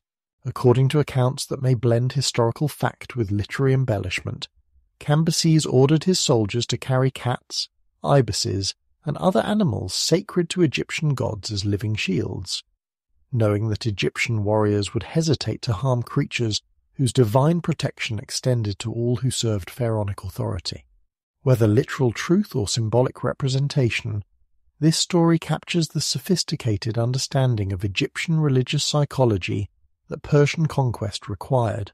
Psamtik III, the last native pharaoh, led Egyptian forces into battle with the desperate courage of a ruler who understood that defeat meant not merely political submission, but the end of pharaonic independence that had endured since the dawn of recorded history. Contemporary accounts describe fierce fighting along the Mediterranean coast, where Egyptian and Greek mercenary forces struggled against Persian military superiority that combined overwhelming numbers with tactical innovations developed through decades of conquest across 3 continents. The fall of Memphis marked more than military defeat. It represented the moment when pharaonic divine kingship passed from native Egyptian hands to foreign rulers whose imperial authority encompassed territories that stretched from the Indus River to the Aegean Sea. Yet Cambyses, for all his military prowess, understood that successful rule over Egypt required more than conquest. It demanded the adoption of pharaonic traditions and symbols that legitimized royal authority in the eyes of subjects whose loyalty could never be secured through force alone. The transformation of a Persian king into an Egyptian pharaoh reveals the extraordinary adaptability of ancient imperial systems and the enduring power of pharaonic symbolism to transcend ethnic and cultural boundaries.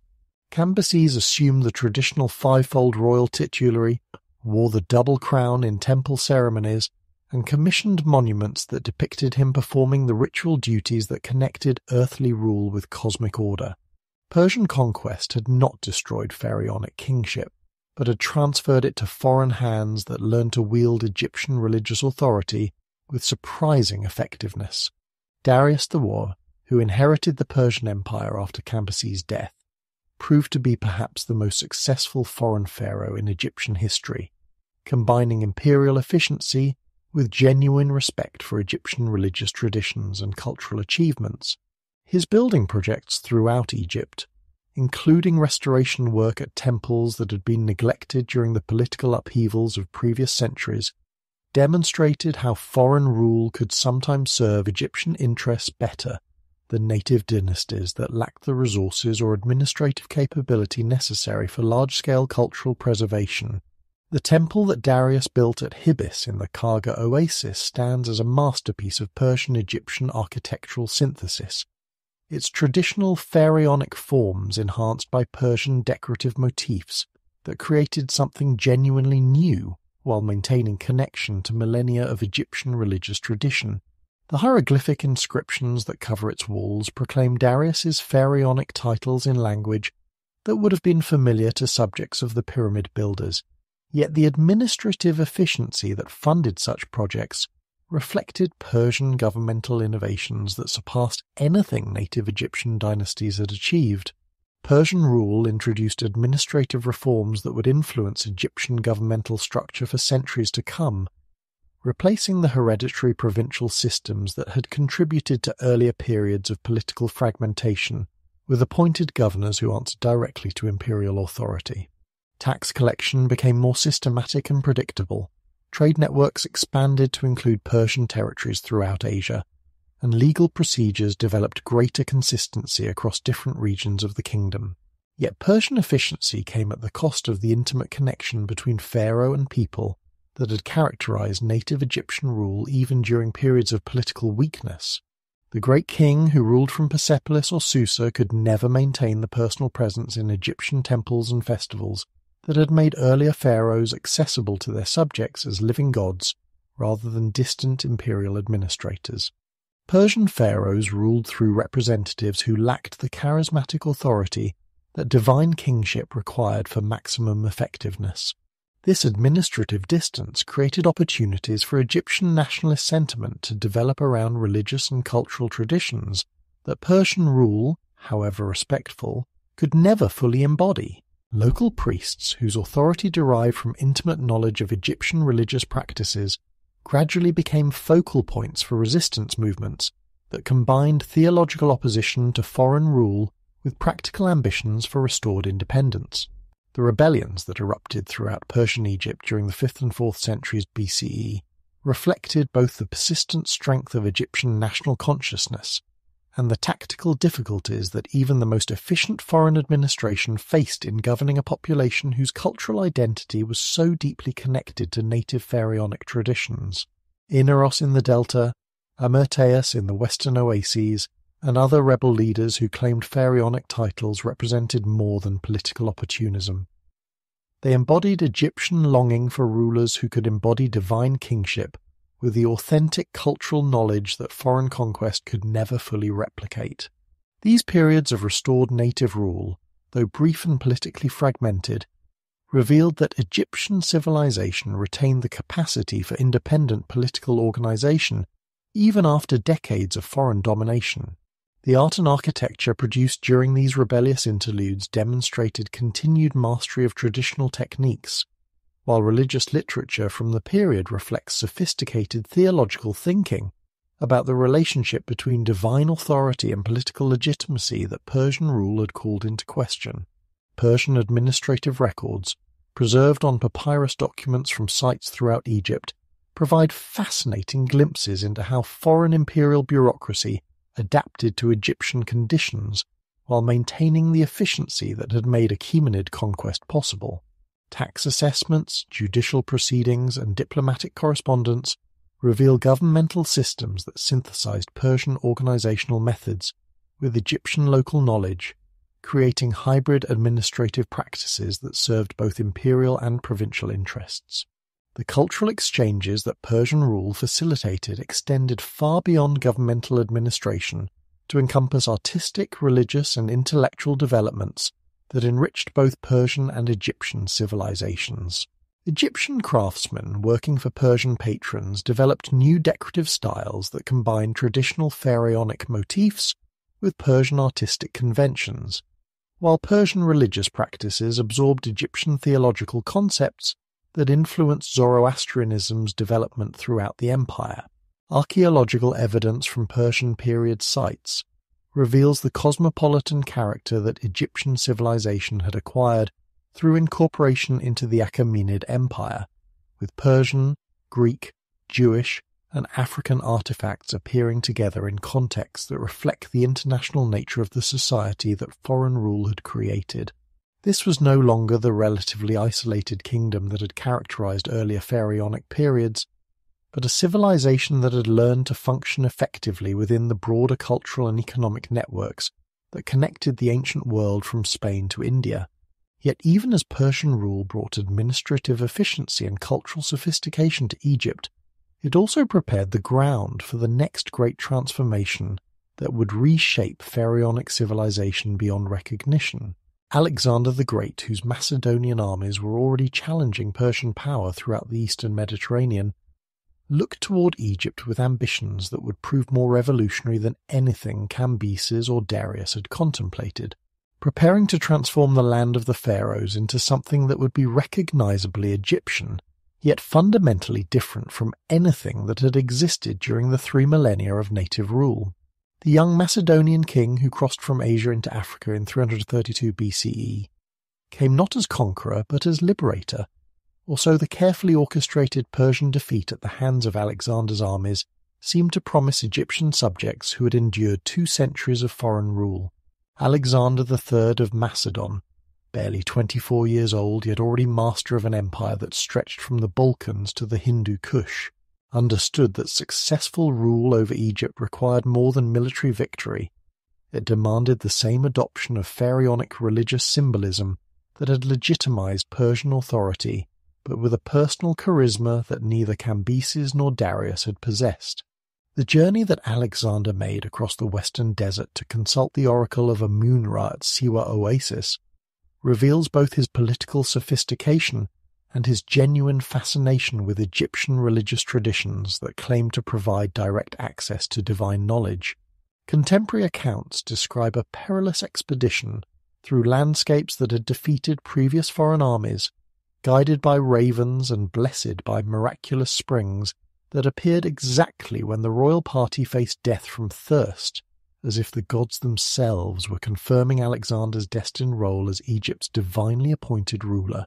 The oracle's pronouncement that Alexander was the son of Amun-Ra provided precisely the religious legitimacy that Macedonian conquest required, transforming a foreign military commander into an authentic pharaoh whose divine authority derived from Egyptian theological tradition rather than simply from conquest and administrative efficiency.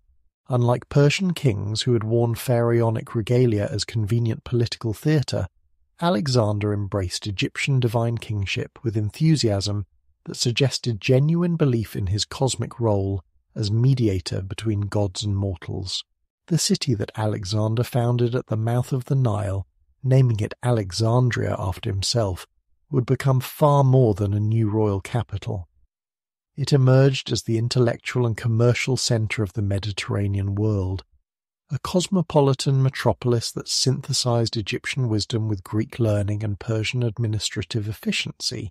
The great lighthouse that rose on Pharaohs Island became one of the 7 wonders of the ancient world, its beacon visible to ships 30 miles at sea, guiding merchants and scholars from throughout the known world toward harbours, where Egyptian grain fed Roman cities and papyrus scrolls preserved the accumulated knowledge of human civilization. Alexander's death in Babylon in 323 BCE, before he could consolidate his Egyptian kingdom or establish clear succession procedures, created opportunities for his Macedonian generals to carve independent realms from the territories that had submitted to his charismatic leadership. Ptolemy, son of Lagus, who had served as one of Alexander's most trusted commanders, moved quickly to secure control over Egypt and establish a dynasty that would rule the Nile Valley for 3 centuries, while maintaining pharaonic traditions in forms that would have astonished earlier native rulers. The Ptolemaic dynasty that Ptolemy I established combined Greek political and military organization with Egyptian religious authority and administrative expertise, creating a unique synthesis of Mediterranean and African civilizations that proved remarkably durable despite constant external pressures and internal contradictions.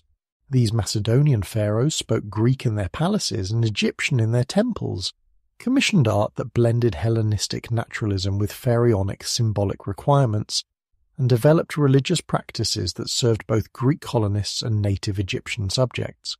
The cultural innovations that emerged from this Greek-Egyptian synthesis included the cult of Serapis, a deity that combined attributes of Osiris with characteristics of Greek gods like Zeus and Asclepius, creating a divine figure that could inspire devotion from both ethnic communities while maintaining connection to pharaonic religious tradition.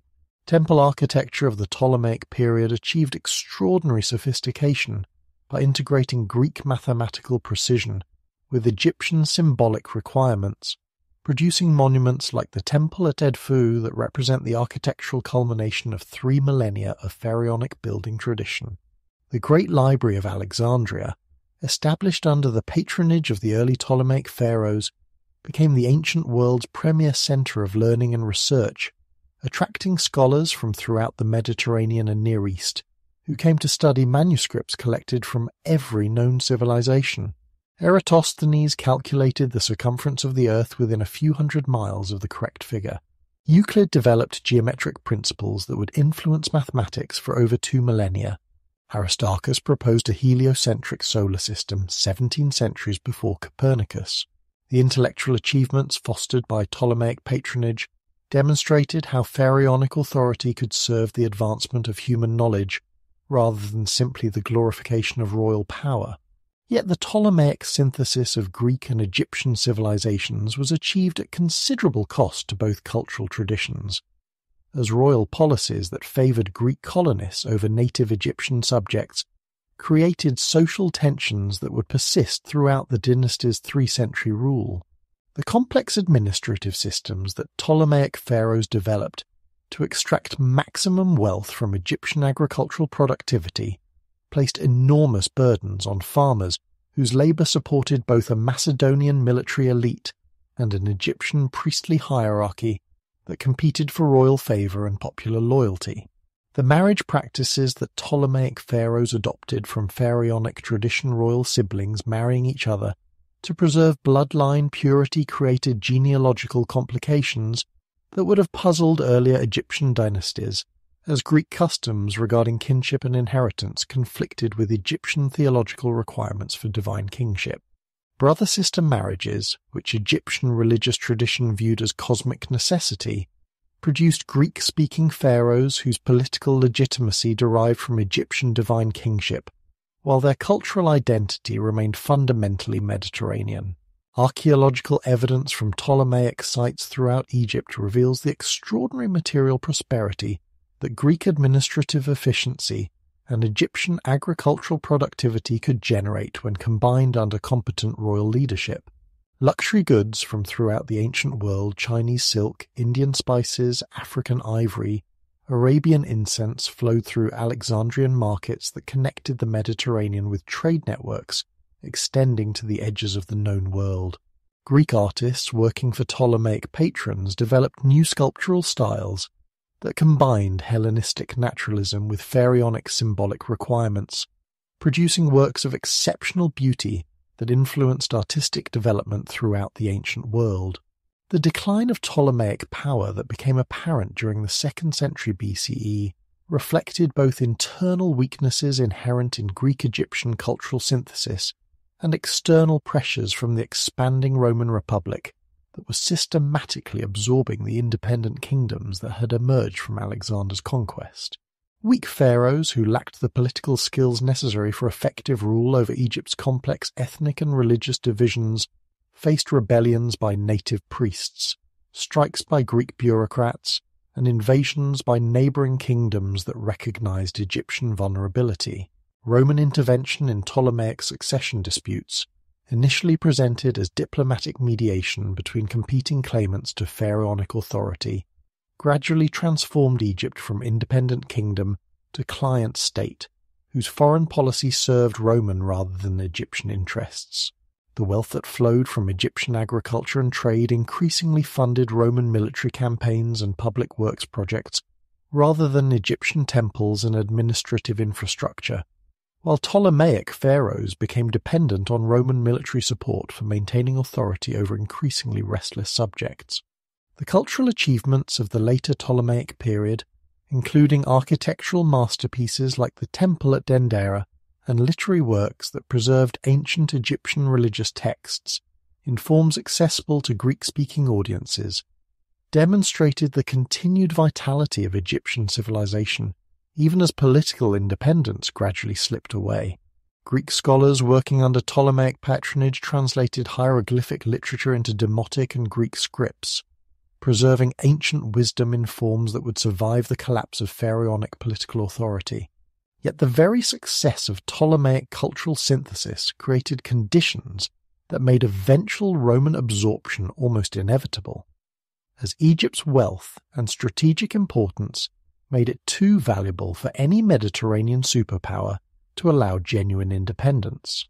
The harbours that welcomed merchants from throughout the known world also provided landing places for Roman armies, while the administrative efficiency that had made Ptolemaic Egypt prosperous also made it an attractive target for imperial annexation. As the last century of Ptolemaic rule approached, Egypt stood poised between its pharaonic past and its Roman future, ruled by Greek-speaking pharaohs who understood that their kingdom's survival depended on navigating the treacherous currents of Mediterranean power politics with skills that their Macedonian ancestors could never have imagined necessary. The stage was set for a final pharaoh whose intelligence, ambition, and tragic fate would epitomize both the achievements and the ultimate futility of Ptolemaic attempts to preserve Egyptian independence in a world increasingly dominated by Roman imperial ambition. She came to the throne in 51 BCE as the last flicker of pharaonic flame, a young woman whose intelligence and ambition would make her the most famous ruler in Egyptian history, despite or perhaps because of her ultimate failure to preserve the independence that pharaohs had maintained for over 3 millennia. Cleopatra VII, whose name meant glory of her ancestor, inherited a kingdom that existed only through Roman sufferance, yet she possessed the political genius and cultural sophistication necessary to transform weakness into temporary strength through alliances that nearly changed the course of ancient history. Picture her as contemporary sources describe, not the legendary beauty of Hollywood imagination, but a woman of formidable intellect who spoke 9 languages fluently, including Egyptian making, her the first Ptolemaic ruler in 3 centuries to communicate directly with her native subjects in their ancestral tongue. This linguistic ability represented more than personal accomplishment. It symbolized Cleopatra's unique understanding that successful rule over Egypt required genuine connection to Egyptian cultural traditions that her Greek-speaking predecessors had maintained only through religious ceremony and political necessity. The Egypt that Cleopatra inherited was a shadow of the empire that had once stretched from Nubian cataracts to Syrian mountains, yet it remained the wealthiest kingdom in the Mediterranean world, its agricultural productivity and commercial networks generating resources that made even Roman senators envious. Alexandria's harbours still welcomed merchant ships from throughout the known world, while the Great Library continued to attract scholars whose research advanced human knowledge in mathematics, astronomy, medicine, and philosophy that influenced intellectual development across 3 continents. But this prosperity existed within political constraints that would have been unthinkable to earlier pharaohs. As Roman commercial interests controlled Egyptian trade policies, Roman military advisors influenced Egyptian strategic decisions, and Roman creditors held liens against Egyptian governmental revenues that effectively transformed pharaonic independence into elaborate fiction maintained for the convenience of all parties. Cleopatra understood that genuine freedom could only be achieved through alliances that pit Roman factions against each other, while Egypt played the role of prize rather than participant. The relationship that she established with Julius Caesar during his pursuit of Pompey into Egyptian territory in 48 BCE revealed her sophisticated understanding of Roman power politics and her willingness to risk everything on personal alliances that might restore Egyptian independence. The famous story of her arrival at Caesar's quarters concealed in a carpet or linen bag, while possibly legendary, captures the audacious combination of theatrical flair and calculated risk that characterized her approach to international diplomacy throughout her reign. Caesar's support during the Alexandrian War that followed not only secured Cleopatra's position against domestic rivals, but demonstrated to the Mediterranean world that Egyptian pharaonic authority still commanded respect from the most powerful men in the Roman Republic. The birth of Caesarion, whom Cleopatra claimed as Caesar's son, represented both personal triumph and political strategy, creating a potential heir who might one day unite Roman military power with Egyptian imperial tradition in ways that could transform the entire ancient world. The assassination of Caesar in 44 BCE forced Cleopatra to rebuild her diplomatic strategy around new Roman power holders, whose ambitions and personalities she would need to master as thoroughly as she had understood Caesar's. The alliance she forged with Mark Antony proved even more politically significant than her relationship with Caesar, as Antony controlled Roman territories in the eastern Mediterranean that bordered Egyptian spheres of influence and possessed military resources that could potentially restore pharaonic authority over territories that had been independent since Persian conquest 3 centuries earlier. The personal relationship that developed between Cleopatra and Antony became the stuff of legend not merely because of its romantic dimensions, but because it represented the last realistic possibility for Egyptian independence within the Roman world system that was increasingly dominated by imperial rather than republican institutions.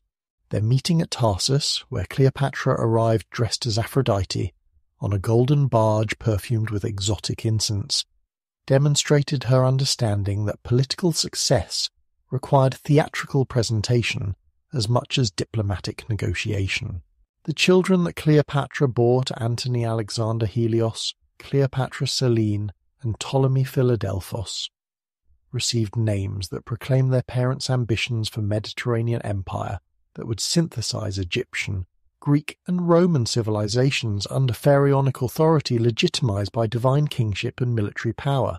These were not simply royal offspring, but potential rulers of territories that stretched from Spain to India, their names invoking cosmic forces that transcended the merely political boundaries that had divided the ancient world since Alexander's death. Yet the very success of the Cleopatra-Antony alliance created the conditions for its ultimate destruction, as Octavian, Caesar's adopted heir, recognized that his own ambitions for supreme authority over the Roman world required the elimination of rivals who could command both military resources and legitimacy that threatened his position. The propaganda war that preceded military conflict portrayed Cleopatra not as legitimate pharaoh, but as foreign seductress whose oriental luxury corrupted Roman virtue, though this characterization reveals more about Roman cultural anxieties than about Egyptian political realities. The Battle of Actium, fought in 31 BCE in the waters off western Greece, determined not merely the fate of Cleopatra and Antony, but the future structure of Mediterranean civilization for centuries to come. The naval engagement that ended in decisive victory for Octavian's forces also ended any realistic possibility that pharaonic authority could be restored to genuine independence, though Cleopatra and Antony retreated to Alexandria, with hopes of continuing resistance from Egyptian territory that had successfully resisted foreign conquest for over a millennium. The siege of Alexandria that followed Octavian's pursuit of his defeated enemies to Egyptian soil marked the end of pharaonic civilization as an independent political force, though the cultural traditions that had sustained Egyptian identity for 3 millennia would survive Roman conquest and continue to influence art, religion, and intellectual development throughout the ancient world. Cleopatra's suicide in 30 BCE, whether by aspi, bite, poison, or other means that contemporary sources describe with varying degrees of reliability, represented her final assertion of pharaonic dignity in the face of circumstances that made continued resistance impossible. The manner of her death, choosing suicide rather than submission to Roman triumph, epitomized the pharaonic understanding of divine kingship as authority that transcended mortal existence and could never be legitimately transferred to unworthy successors. In death, Cleopatra achieved the immortality that pharaonic ideology had always promised, though not through mummification and religious ritual, but through historical memory that would preserve her name long after the monuments of greater pharaohs had crumbled into dust. With Cleopatra's death, pharaonic divine kingship passed into Roman imperial ideology, though transformed beyond recognition by political circumstances that made authentic Egyptian royal authority impossible to maintain. Octavian, who would become Augustus, the first Roman emperor, assumed pharaonic titles and performed traditional religious ceremonies, yet his authority derived from Roman military and administrative power rather than from Egyptian theological traditions that had legitimized native rule for 3 millennia. The Egypt that emerged from Roman conquest retained its cultural identity and economic importance, yet pharaonic civilization as an independent political force had ended forever. Roman emperors would be depicted in traditional pharaonic regalia on temple walls throughout Egypt, yet they ruled from distant capitals and understood Egyptian traditions primarily as administrative conveniences rather than as authentic expressions of divine authority that connected earthly rule with cosmic order. The transformation was complete. Pharaonic Egypt had become a Roman province, its wealth flowing to support imperial ambitions that served Mediterranean rather than African interests, while its cultural traditions were preserved as museum pieces rather than as living expressions of native Egyptian identity. The age of the pharaohs, which had begun when Nama first wore the double crown over 30 centuries earlier, had finally ended in the suicide of a brilliant woman whose political failure could not diminish the extraordinary achievement she represented as the last authentic heir to the longest-lasting civilization in human history. The Egypt that emerged from Cleopatra's death bore the forms of pharaonic rule without its substance, as Roman emperors assumed the titles and regalia of divine kingship, while governing from palaces thousands of miles from the Nile Valley. Augustus, who had defeated Antony and Cleopatra at Actium, appeared on temple walls throughout Egypt wearing the double crown and performing traditional ceremonies, yet his authority derived from Roman legions rather than from Egyptian theological traditions that had sustained authentic pharaonic rule for 3 millennia. These imperial pharaohs ruled through prefects and bureaucrats who maintained Egyptian administrative systems while serving Roman rather than Egyptian interests. creating a governmental structure that preserved the appearance of pharaonic authority, while draining its actual power toward distant capitals, where Egyptian wealth funded gladiatorial games, public baths, and military campaigns that served Mediterranean rather than African ambitions. The gold that had once adorned pharaonic tombs now decorated Roman temples, while Egyptian grain fed Roman cities whose inhabitants barely remembered that their bread came from the land of the pharaohs. Yet Egyptian civilization proved remarkably resilient in the face of foreign rule that was more systematic and enduring than anything the kingdom had previously experienced. Temple rituals continued according to patterns established under the pyramid builders. Hieroglyphic inscriptions recorded traditional royal formulas on behalf of emperors who could neither read nor speak Egyptian, and priestly hierarchies maintained religious traditions that connected contemporary worship with divine kingship, as it had been understood since Nama first united the two lands. The transformation became more profound when Christianity spread throughout the Roman Empire, carrying with it theological concepts that fundamentally challenged the foundations of pharaonic divine kingship. The new faith proclaimed that earthly rulers were mortal servants of a cosmic deity, rather than living gods who mediated between heaven and earth, undermining the religious assumptions that had sustained pharaonic authority since the dawn of Egyptian civilization. Temples that had echoed with prayers to Amun-Ra and Ptah gradually filled with hymns to Christ, while hieroglyphic inscriptions gave way to Coptic script that preserved Egyptian language in forms accessible to Christian congregations. The Coptic Church that emerged from this religious transformation maintained Egyptian cultural identity while abandoning the theological framework that had made pharaonic divine kingship possible, creating a Christianity that was recognizably Egyptian, yet incompatible with the religious traditions that had sustained pharaonic rule for over 30 centuries. Monasteries rose in the desert where pharaohs had once built funerary complexes, their residents seeking spiritual perfection through ascetic practices that explicitly rejected the material luxury and political ambition that had characterized royal Egyptian culture. The Arab conquest of Egypt in 641 CE completed the transformation that Christianity had begun, introducing a new language and religious system that finally ended even the formal continuation of pharaonic traditions. The last hieroglyphic inscription was carved at Philae Temple in 394 CE, marking the moment when Egyptian civilization lost the ability to read its own ancient monuments, though the physical structures continued to stand as mute testimonies to a vanished world of god-kings and eternal kingdoms. Under Islamic rule, Egypt became a province in empires centered in Damascus, Baghdad, and eventually Cairo, yet its rulers were caliphs and sultans whose authority derived from Islamic law rather than from pharaonic divine kingship. The ancient temples gradually fell into ruin, their carved stones robbed for new construction projects, while sand slowly buried the monuments that had once proclaimed pharaonic authority to gods and mortals throughout the ancient world. The pharaohs themselves entered into what would prove to be a sleep of over a millennium, their mummified bodies hidden in tombs that became increasingly inaccessible as shifting sands and accumulated debris obscured the entrances that had once welcomed funeral processions and religious ceremonies.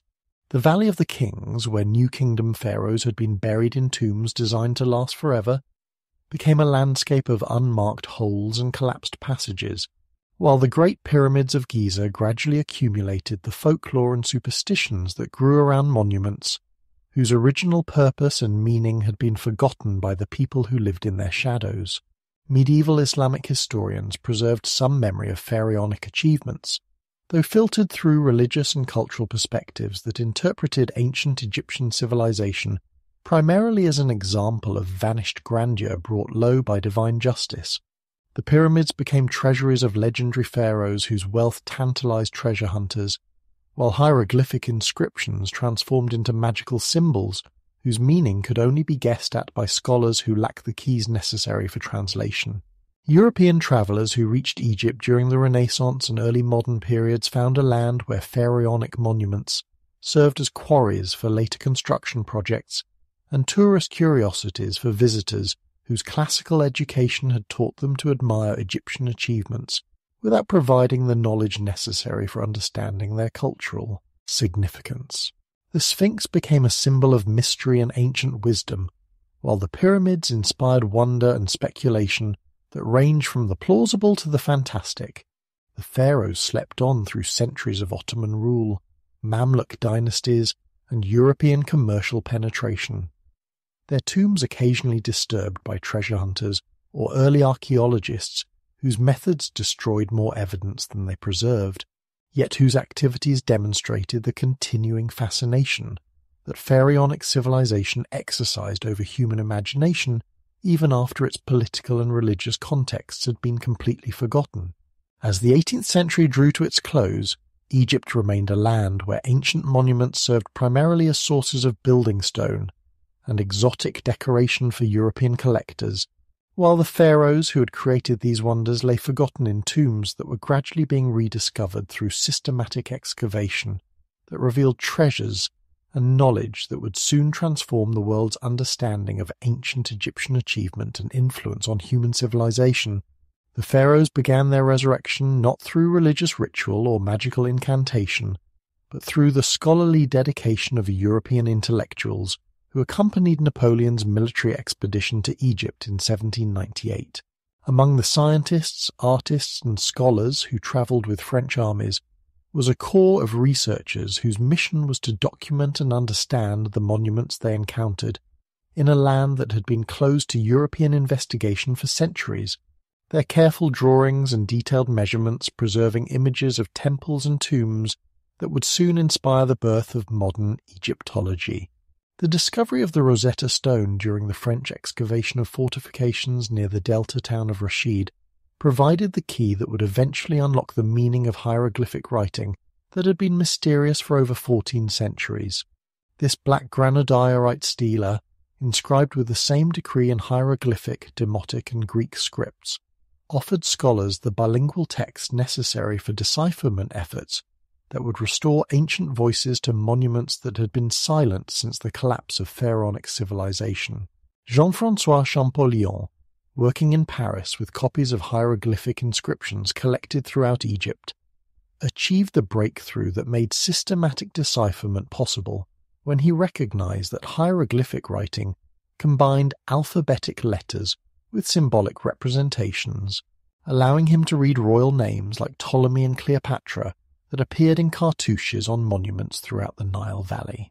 His announcement in 1822 that hieroglyphs could be read marked the moment when pharaonic civilization began to speak directly to modern audiences through inscriptions that preserved royal thoughts, religious beliefs, and administrative records in the actual words of ancient Egyptians. The decipherment of hieroglyphs transformed Egyptian monuments from mysterious curiosities into historical documents that revealed the personalities, achievements, and failures of individual pharaohs whose names had been preserved in stone for millennia. Temple walls that had seemed like decorative fantasies suddenly became readable accounts of military campaigns, religious ceremonies, and building projects that illuminated ancient Egyptian civilization with unprecedented detail and authenticity. The great archaeological discoveries that followed throughout the 19th and 20th centuries brought pharaonic civilization into direct contact with modern audiences through artifacts and monuments that demonstrated the sophistication and beauty of ancient Egyptian achievements. Heinrich Schliemann's excavations at Troy had proven that archaeological investigation could illuminate historical periods known primarily through legendary accounts, inspiring Egyptologists to pursue similar systematic exploration of sites throughout the Nile Valley. The discovery of Tutankhamun's intact tomb by Howard Carter in 1922 provided the most spectacular demonstration of pharaonic wealth and artistic achievement ever revealed through archaeological investigation. The treasures that emerged from the tomb over nearly a decade of careful excavation included the golden funeral mask that became the most recognizable artifact of ancient Egyptian civilization, yet also revealed intimate details of royal life that made the boy king seem simultaneously divine and human to modern observers. The architectural salvage of Abu Simbel temples during the 1960s, when construction of the Aswan High Dam threatened to flood Ramesses II's monuments beneath the waters of Lake Nasser, demonstrated how modern technology could preserve pharaonic achievements while serving contemporary Egyptian development needs. The international campaign that relocated these massive temples block by block to higher ground captured global attention and established pharaonic monuments as World Heritage Sites that belong to all humanity rather than simply to modern Egypt.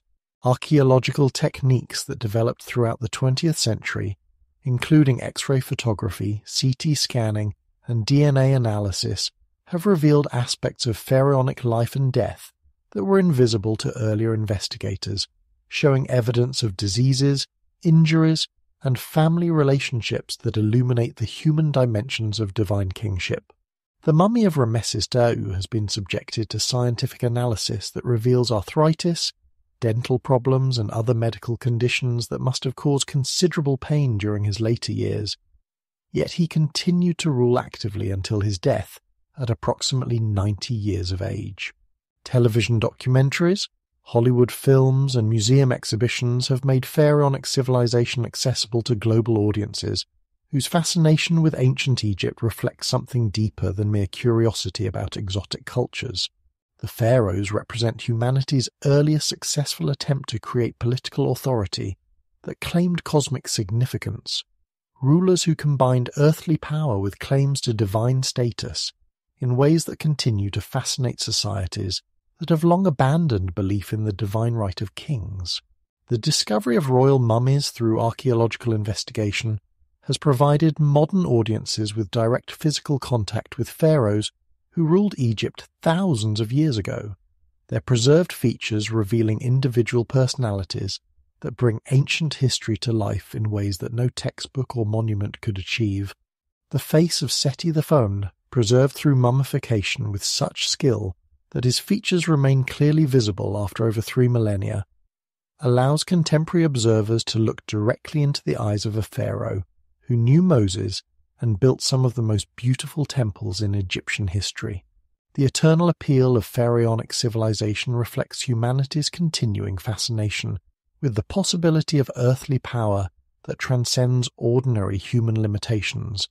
Rulers who claim to bridge the gap between mortal existence and eternal significance through achievements that would outlast their physical lives. The pyramids, temples, and tombs that pharaohs created represent humanity's most ambitious attempts to defeat time itself, monuments designed to preserve royal names and achievements throughout eternity.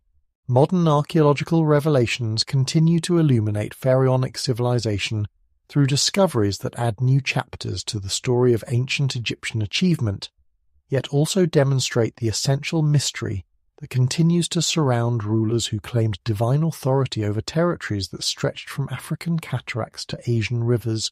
Each new discovery, whether royal tomb, administrative archive, or religious text, adds detail to our understanding, while deepening our appreciation for the complexity and sophistication of civilization that flourished along the Nile for over 3,000 years. The pharaohs have achieved through archaeological resurrection a form of immortality that their mummification techniques could never provide. Their names and achievements preserved in museums, libraries, and popular culture throughout the world, inspiring continuing wonder at human capacity for creating beauty, meaning, and lasting achievement in the face of mortality that claims all earthly rulers regardless of their pretensions to divine status. And so our journey through the sands of time draws to its close. We have walked alongside pharaohs for over 3,000 years, from that first moment when Nama placed the double crown upon his head to that final dawn when Cleopatra chose death over surrender. We have seen pyramids rise like prayers in stone, watched empires bloom and wither like lotus flowers on the Nile, and witnessed the slow transformation of divine kings into distant memory. The pharaohs ruled longer than any dynasty in human history. They were more than kings. They were living gods who bridged heaven and earth, who spoke with the sun at dawn and commanded the flood at its season. In their tombs, we find not just gold and jewels, but dreams made manifest. Boats to sail the celestial Nile, spells to ensure safe passage to the afterlife, and portraits that still gaze across millennia with eyes that seem almost alive. Their monuments endure as testaments to human ambition and divine aspiration. The Great Pyramid still catches the morning light as it did when Khufu first walked the earth. The temples of Abu Simbel still guard the southern frontier, their colossal faces watching over waters that flow as they always have. In museums around the world, their treasures speak in silent voices of a civilization that measured time not in years but in dynasties, not in seasons but in eternities. Yet perhaps their greatest legacy lies not in stone or gold, but in the human imagination. The Pharaohs taught us that earthly power could aspire to the cosmic, that mortal flesh might house divine spirit, that death need not be the end of the story. They showed us how to build for eternity while living fully in time, how to embrace both the majesty and the burden of absolute rule. Tonight, as you drift towards sleep, let their whispered wisdom carry you gently into dreams. Picture the Nile flowing silver in moonlight, its waters carrying the hopes and memories of countless generations. See the pyramids standing sentinel against the star-drunk sky, their ancient stones holding secrets that will outlast us all. Feel the soft breath of desert wind that has blown across Egypt since the world was young, carrying the prayers of pharaohs and peasants alike toward the same eternal horizon. Rest well, and may your dreams be filled with golden sands, starlit temples, and the timeless song of the Nile flowing on forever toward the sea.